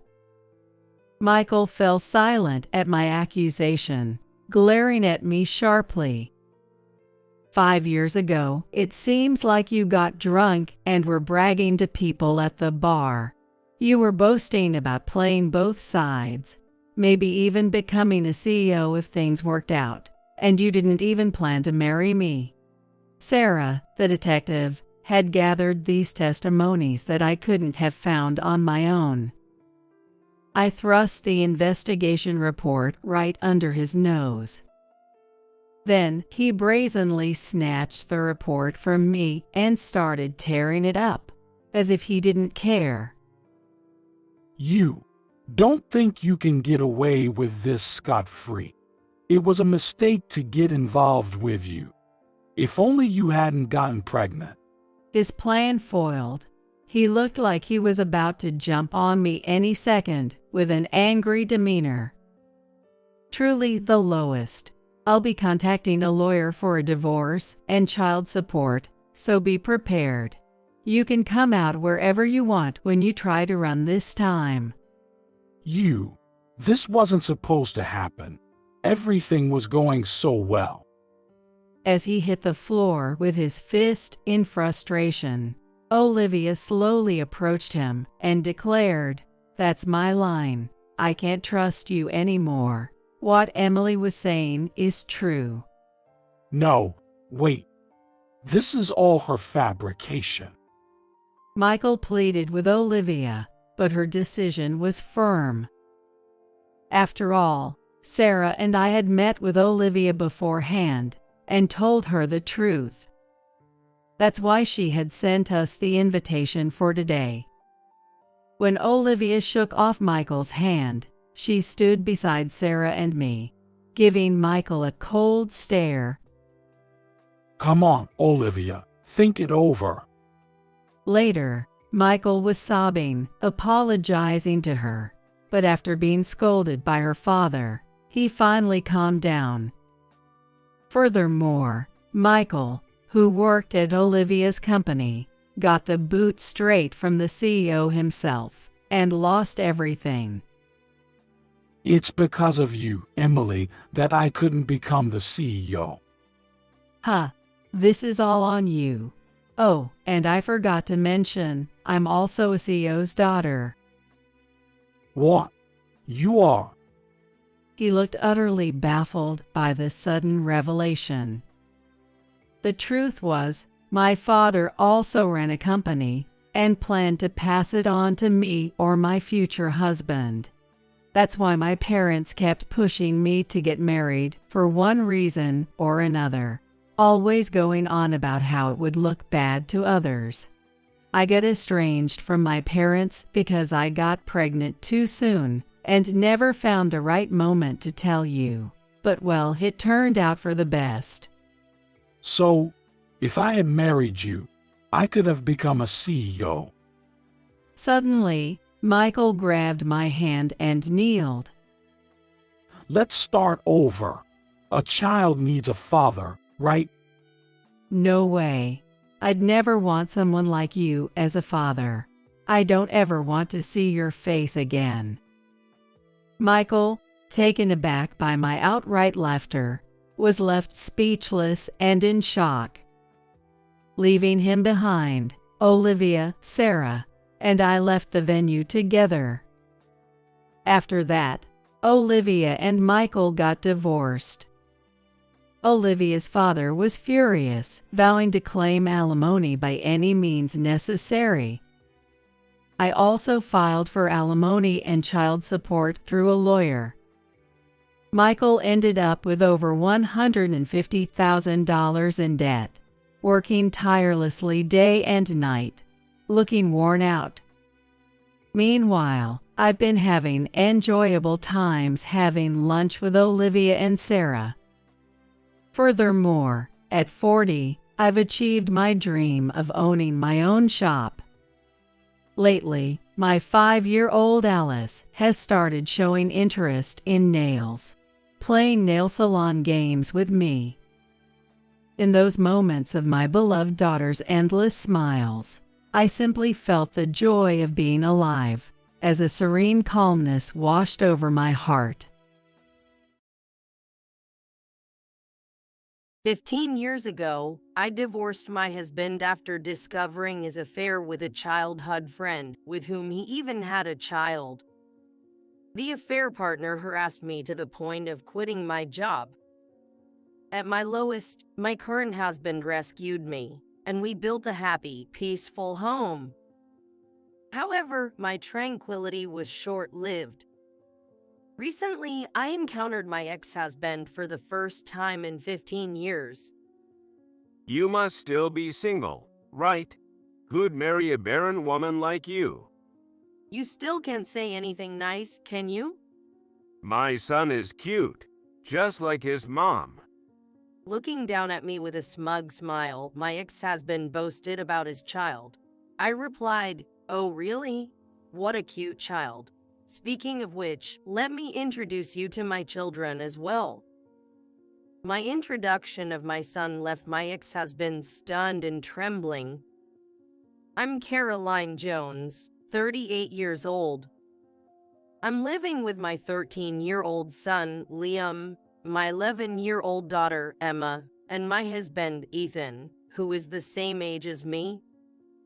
Liam, in his first year of middle school, is right in the thick of his rebellious phase. Lately, he's been quite cheeky and a handful, but when he really doesn't listen, my husband Ethan steps in and sets him straight. Emma, on the other hand, is all about makeup and fashion. As the youngest and a girl, she's quite adept at getting her way. Liam, who adores his younger sister Emma, quickly panics when she playfully threatens, "If you're not nice to Mom, I'll start disliking you, big brother." He hurriedly apologizes, Sorry. Look, I'll be nice to Mom, okay?" He's a straightforward and easily understood charmer, always the one to liven up any situation. I lead a bustling yet joyful life. But there's a detail many are unaware of. I'm a divorcee, now in my second marriage. I ended up divorcing due to my ex-husband's despicable betrayal. 15 years ago, my ex-husband, whom I'll call Michael, was my senior at the university. We had many mutual friends and were blessed with good wishes from everyone around us, so everything seemed smooth and promising. Early in our marriage, we often talked about how much we wanted kids, saying things like, "I really want a child soon, and it would be nice to have matching outfits when we have kids." Both of us were really looking forward to having children. However, reality didn't go as smoothly, and even after a year had passed, we still weren't blessed with a child. Every month, the arrival of my period led to a bit of friction in our marriage. Neither my husband or I thought it was good, so we had several discussions and even paid for expensive treatments to find the cause of our infertility. However, being told there was nothing abnormal, we didn't make any progress in improving our marital relationship. Initially, my husband was encouraging and cooperative. However, as time passed without us having children, he seemed to become irritated and his attitude towards me started to change. When will I ever become a father?" he said loudly, throwing a sarcastic remark. His comments implied that he believes I'm the reason we can't have children. He stopped being cooperative with household chores, leaving everything to me: cooking, washing dishes, laundry, and cleaning. When I asked, "Hey, why did you suddenly stop helping with the housework? You used to do it before," he replied, "Because you're infertile. If you don't do the housework, you're not fulfilling your role as a woman, making our marriage pointless." Afterward, my husband's words became increasingly barbed. My sister and her husband are already expecting their second child. Isn't that great? They're on their second, and we haven't even had our first yet. My husband glared at me with a harsh look, scorning and mocking me. If you had a normal body, I would have been a father long ago. How can you say I'm not normal when we don't even know the cause yet? But my husband said, "It's always the woman's fault for infertility. Don't you know that? If I had known you were infertile, I would have never married you. You should feel a bit guilty." His words pierced my heart like sharp thorns. I also began receiving calls from my in-laws, eagerly saying, "We can't wait to see a grandchild." At first, I brushed it off, saying, "It's only been a year, and having a baby is a blessing." However, this seemed to backfire. My mother-in-law's attitude became harsher, accusing me, "You're useless for not being able to bear children. Your sister-in-law did it so quickly. You're the only defective one." This daily pressure weighed heavily on me. One day, my best friend Isabella invited me out for drinks after a long time. Michael, my ex-husband, had been busy with work and did a lot of overtime, so he was rarely home. That's when Isabella shared some shocking news with me. I've been wanting to see you for so long. I have something important to talk to you about, Caroline. I've missed you too, so what's on your mind? Caroline, do you remember Leah? Leah was Michael's childhood friend. They lived near each other when they were young, and their parents were close. Leah attended the same university as us and now works at the same company as me. Leah, the daughter of my company's CEO, got her job through family connections. We weren't close in college since we were in different clubs and departments, and even at work, we hardly interacted being in separate divisions. Once, my husband introduced me just once to Leah, saying, "She's my girlfriend, so please get along with her." But Leah, perhaps not wanting to lose her childhood friend Michael, glared at me with sharp eyes.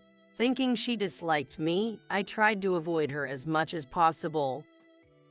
Leah, tall and strikingly beautiful, was so popular in college that she participated in beauty pageants. Being a CEO's daughter and a beauty made her somewhat of a celebrity at our office. Leah, oh, Michael's childhood friend, right? Yeah, I know her. She's beautiful. We're in the same company but hardly interact. What about her? Well, it's hard to say, but I think your husband and Leah are having an affair. What? I was utterly shocked by Isabella's unexpected warning. I saw them recently. They were walking hand in hand, not just like friends. No way. I think you should check it out. If you need to talk, just call me, okay? Thank you for telling me. Michael was cheating. I had suspected it. His behavior towards me was awful, always coming home late, claiming he had to work overtime. He was never around on weekends, always busy with client entertainment. I had a sneaking suspicion, but I was pretending not to notice. That day, after parting with Isabella, I headed straight to a detective agency. The reason was, of course, to gather evidence of my husband's infidelity. Within a week, they had all the evidence, but I wasn't ready to file for divorce. No matter how terrible he was the man I once vowed to spend my life with. I couldn't decide right away. A few days later, I came home to find Michael, who usually came home late, sitting at the dinner table. "Oh, you're home." Yeah. "I thought you'd be late again today." I tried to sound sarcastic on purpose. Yeah. Sorry about that. I need to talk to you. Having heard about the affair from Isabella, I braced myself for bad news. I want a divorce. What? So that's how it's going to be. I realized he wasn't just fooling around with Leah. He was serious about her. Leah is pregnant. I'm going to marry her. Leah, your childhood friend. You said she was just a friend. And now she's pregnant. You were having an affair. Don't call it an affair. Haha. Makes me sound like a jerk. Can't help it, right? Leah can get pregnant. She's beautiful, and there's no reason for me to choose you over her. Michael's shameless attitude stunned me. He didn't think he did anything wrong. I was speechless. Seeing me silent, Michael smirked and said, My mom has been nagging me to divorce you.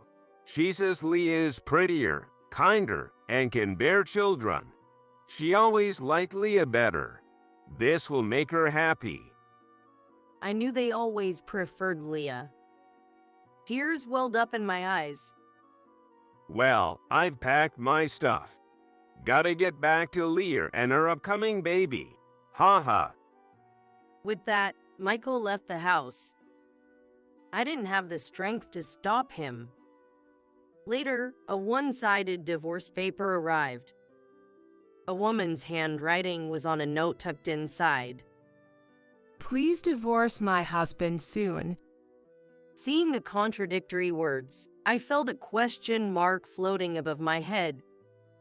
I really wanted to retort, "No, it was you who took my husband away." Seeing those words, I snapped back to reality. I was stuck with questions on my head. Why am I being blamed? I can't just silently accept this divorce. Determined, I took the evidence I had gathered from the detective agency and filed for divorce mediation. A few days after filing, I received a call from an unknown number. Wondering who it could be, I answered the phone to hear a woman's voice screaming, "What do you think you're doing? Why did you start a lawsuit?" It was Leah, Michael's mistress. "Well, it's only natural, isn't it? I know all about your inappropriate behavior. It's only right that I demand compensation." Compensation? I'm pregnant. How can you be so cruel at a time when I need money for the baby? Who's being cruel here? You're the one who got involved with a married man. You're the one who's infertile, you horrible woman. Her shrieking voice hurt my ears. Anyway, I plan to discuss the divorce, including compensation, in an official setting. Let's talk about it then. I said that and hung up the phone. During the mediation, given the ample evidence, Michael and Leah's relationship was recognized as infidelity.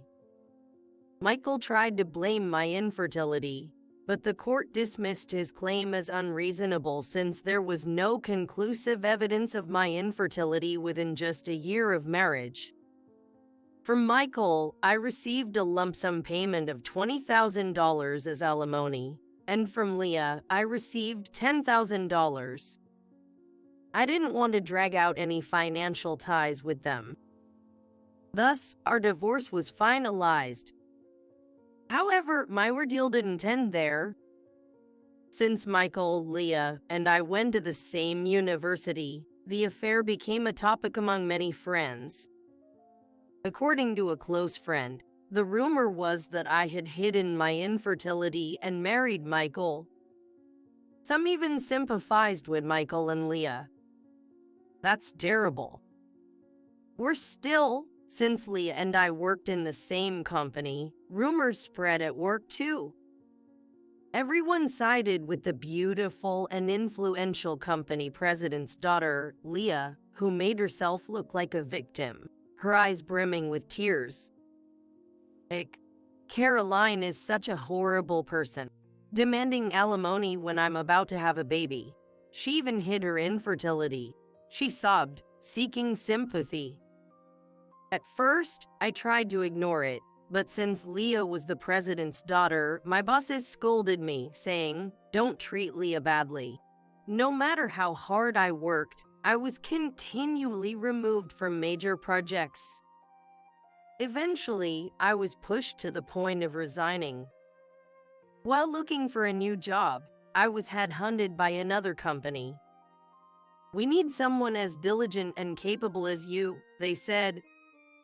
In this new workplace, I thrived beyond my expectations. My boss really took the time to see each employee as an individual. Unlike my previous company, there was absolutely no culture of favoritism towards the boss's daughter or nepotism. I found myself drawn to such a wonderful boss. And that person turned out to be my current husband, Ethan. Ethan supported me when I was at my lowest after the cruel breakup with Michael. After several dinners together, we gradually began to talk about not just work but also personal matters, and this naturally developed into a romantic relationship. Our relationship was going well, and thankfully, Ethan proposed to me. However, still haunted by my past, I confessed my fears of infertility to him. Then Ethan looked at me with sincere eyes and said, "Of course, I'd be happy if we have children in the future. But the most important thing is that I love you, Caroline. You mean everything to me. So, even if we can't have children, I'll always be by your side." Saying this, he gently hugged me. I was truly happy. I came to the realization that I wanted to spend my lifetime with this man and decided to marry Ethan. Shortly after marrying Ethan, we welcomed our first child, a son named Liam. Not long after, our second child, a daughter named Emma, was born. Maybe the inability to conceive with Michael was a matter of timing or compatibility. Parenting is challenging, but we are living happily every day. One day, I was attending a friend's wedding. As the wedding reached its midpoint, with guests mingling and making their rounds of greetings, I stood up from my seat to head to the restroom. That's when, for the first time in 15 years, I spotted my ex-husband, the man who had left me. Yikes. Why is he here? My mind went blank for a moment. But then I remembered today's bride and groom were our university friends. It couldn't be helped that my ex-husband was there. I tried to ignore him and walk by without being noticed, but he loudly called out, "Hey!" He noticed me after all. Heck, what? What do you mean, what? You're here too. Haven't seen you in a while. You've gained weight. Ha. Ha ha. Michael, possibly drunk, was talking loudly and spitting while talking to me. "You haven't changed a bit." Still as sarcastic as ever, I added in my mind. Then my ex-husband called his family over. There were Leah and her son. Leah, seeing me, laughed and said, "Oh my, long time no see. Have you put on weight? Stress eating, maybe? Ha ha." We've been through a lot. Ha ha. You're still infertile, right? No one would want you now. Ha ha. I was so appalled by their rude behavior that I was at a loss for words. Suddenly, I noticed their son looking down, blushing with embarrassment. He had very handsome features.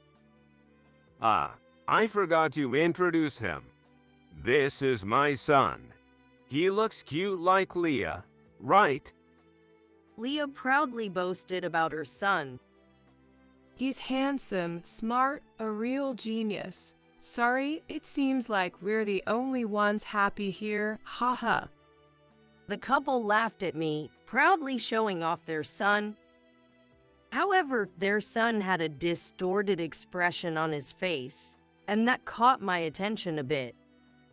It seems he's growing increasingly dissatisfied with his parents' attitude of scorning others right in front of him.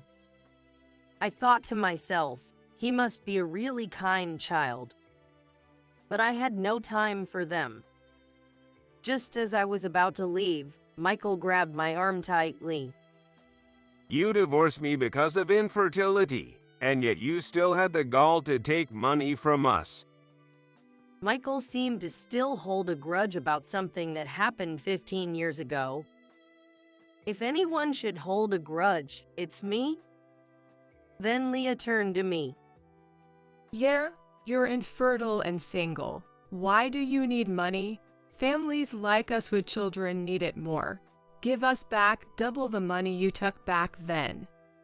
I was stunned by their selfishness. Just then, Michael's son spoke up. "Single means unmarried, right? But she's wearing a wedding ring on her left hand."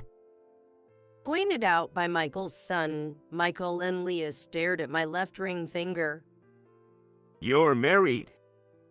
Everyone around was staring as Michael and Leah screamed loudly. I couldn't help but feel embarrassed. As I was wondering what to do, a familiar face suddenly appeared in my view. Auntie and Uncle, you shouldn't be so loud at a celebration like this. It's bothering other people. Maybe you should be more considerate. Mommy, who are these scary people? Liam, Emma. Yes, my children, Liam and Emma, worried about me being late, had come to check on me. Emma always speaks her mind, but it was rare for Liam to speak so provocatively. Mommy, you're late. Mom, you have kids. Yes, I do. Let me introduce them. This is my son, Liam, and my daughter, Emma. Michael was shocked to see the children of the woman he thought was infertile. Leah stared intently at my son. After a while, they began to speak in a muttering tone, with a voice that seemed strained and hoarse. That uniform. It seemed they were curious about my son's attire. Yes, he came straight from school with my husband, so he's still in his uniform. Not that, I mean. That uniform, it's from that famous private middle school. Oh, yes. Liam worked hard and wanted to try for it, so we let him take the exam. He passed and has been attending that private middle school since this year. Indeed, my son excelled in his studies and was attending a renowned school in the area. No way. That can't be your son of all people. My daughter, too. Next year, she plans to take the same school's exam. Yeah, and you know, Liam is amazing. He won a violin contest. Violin? I thought I recognized this boy. He was on TV recently. You saw that? Yes, he's been getting quite a bit of media attention lately. He was coming back from violin practice today. No, this can't be. Leah and my ex-husband were amusingly speechless. You were supposed to be infertile. How could you have children like this? To the flustered Michael, I conveyed calmly, "You both seem happy, and that's great. As you can see, I'm filled with happiness too. Please, let's not involve each other anymore. We have no relation to each other now." Just as I was about to leave with my kids, my husband, Ethan, arrived. Hey, what's going on? The main event is about to restart. Seeing my husband, Michael's face went pale. Mr. Lopez, the president. What? Leah also turned pale, recognizing my husband. Is your husband, by any chance, the young Mr. Lopez, who became the president of Resonance Inc. last year? Indeed, my husband Ethan was the president of a parent company of Leah's father's firm. During my job search, I was approached by the parent company and made the switch. At the new job, I met my future husband, Ethan, who was already popular and skilled. Last year, Ethan was appointed as the president of the company, recommended by the then president. I'm Lopez. Huck, what's with this atmosphere? What happened? Sensing the uneasy atmosphere, my husband looked puzzled, and then my son, Liam, spoke up. I heard these people calling Mom infertile and fat, so Emma and I came to help her out. You heard that, huh? It seems like Liam and Emma overheard me being insulted by my ex-husband and his wife. That's why Liam spoke in such a manner earlier. You guys are, wait, that. Realizing the context, my husband's expression hardened. I heard rumors, but I didn't expect such a lack of decency. Then, Michael suddenly started making excuses to my husband. No, I mean, Mr. Lopez, the president. There's no way I would speak ill of the wife of President Lopez. Right, Leah. Why are you groveling to this woman's husband? I was the one who suffered because of her. getting in trouble with my father for having my money taken. I'll never forgive her. Leah, think before you speak. If he dislikes us, our subcontracting company is finished. As Michael started to flatter my husband and Leah protested, they began arguing. It's just unbelievable. Then their son, who had been silent, shouted out, Let's stop this already. I've been listening, and it's terrible how Mom and Dad are talking about this lady. Calling her fat, infertile, and ridiculing her, and then demanding money back. It's embarrassing for me. And what's this about an affair? Am I a child born from an affair? Am I an unwanted child? Hearing their son's tearful plea, Michael and Leah started to become visibly unsettled. Well, it's not like that. So. I realized that the other attendees around us were staring at us. Finally noticing the stares from around us, she blushed deeply and looked down. Although I couldn't forgive Michael and Leah, I admired their son for his strong sense of justice and kindness. He had nothing to do with this. Thinking this, I hurriedly tried to back up their son. But before I could say anything, my husband spoke up. Thank you for defending my wife from the insults. You really are a kind child, he said, patting the boy's head. Continuing, I also spoke up with a smile. But maybe I am a bit chubby. That's not true at all. Well, actually, I'm pregnant. My belly has been growing, I said, stroking my belly. Actually, I was then pregnant with our third child. I was on maternity leave. To the child with tear-filled, reddened eyes, I said, Your mom also nurtured you in her belly with great care. You're not an unwanted child. Your mom and dad love you and are proud of you, right? Saying this, I looked at Michael and Leah. The boy also asked them, Really? They quickly nodded and said, Yes, you're our pride. Yeah, you're very important to us. The boy immediately brightened up with a smile.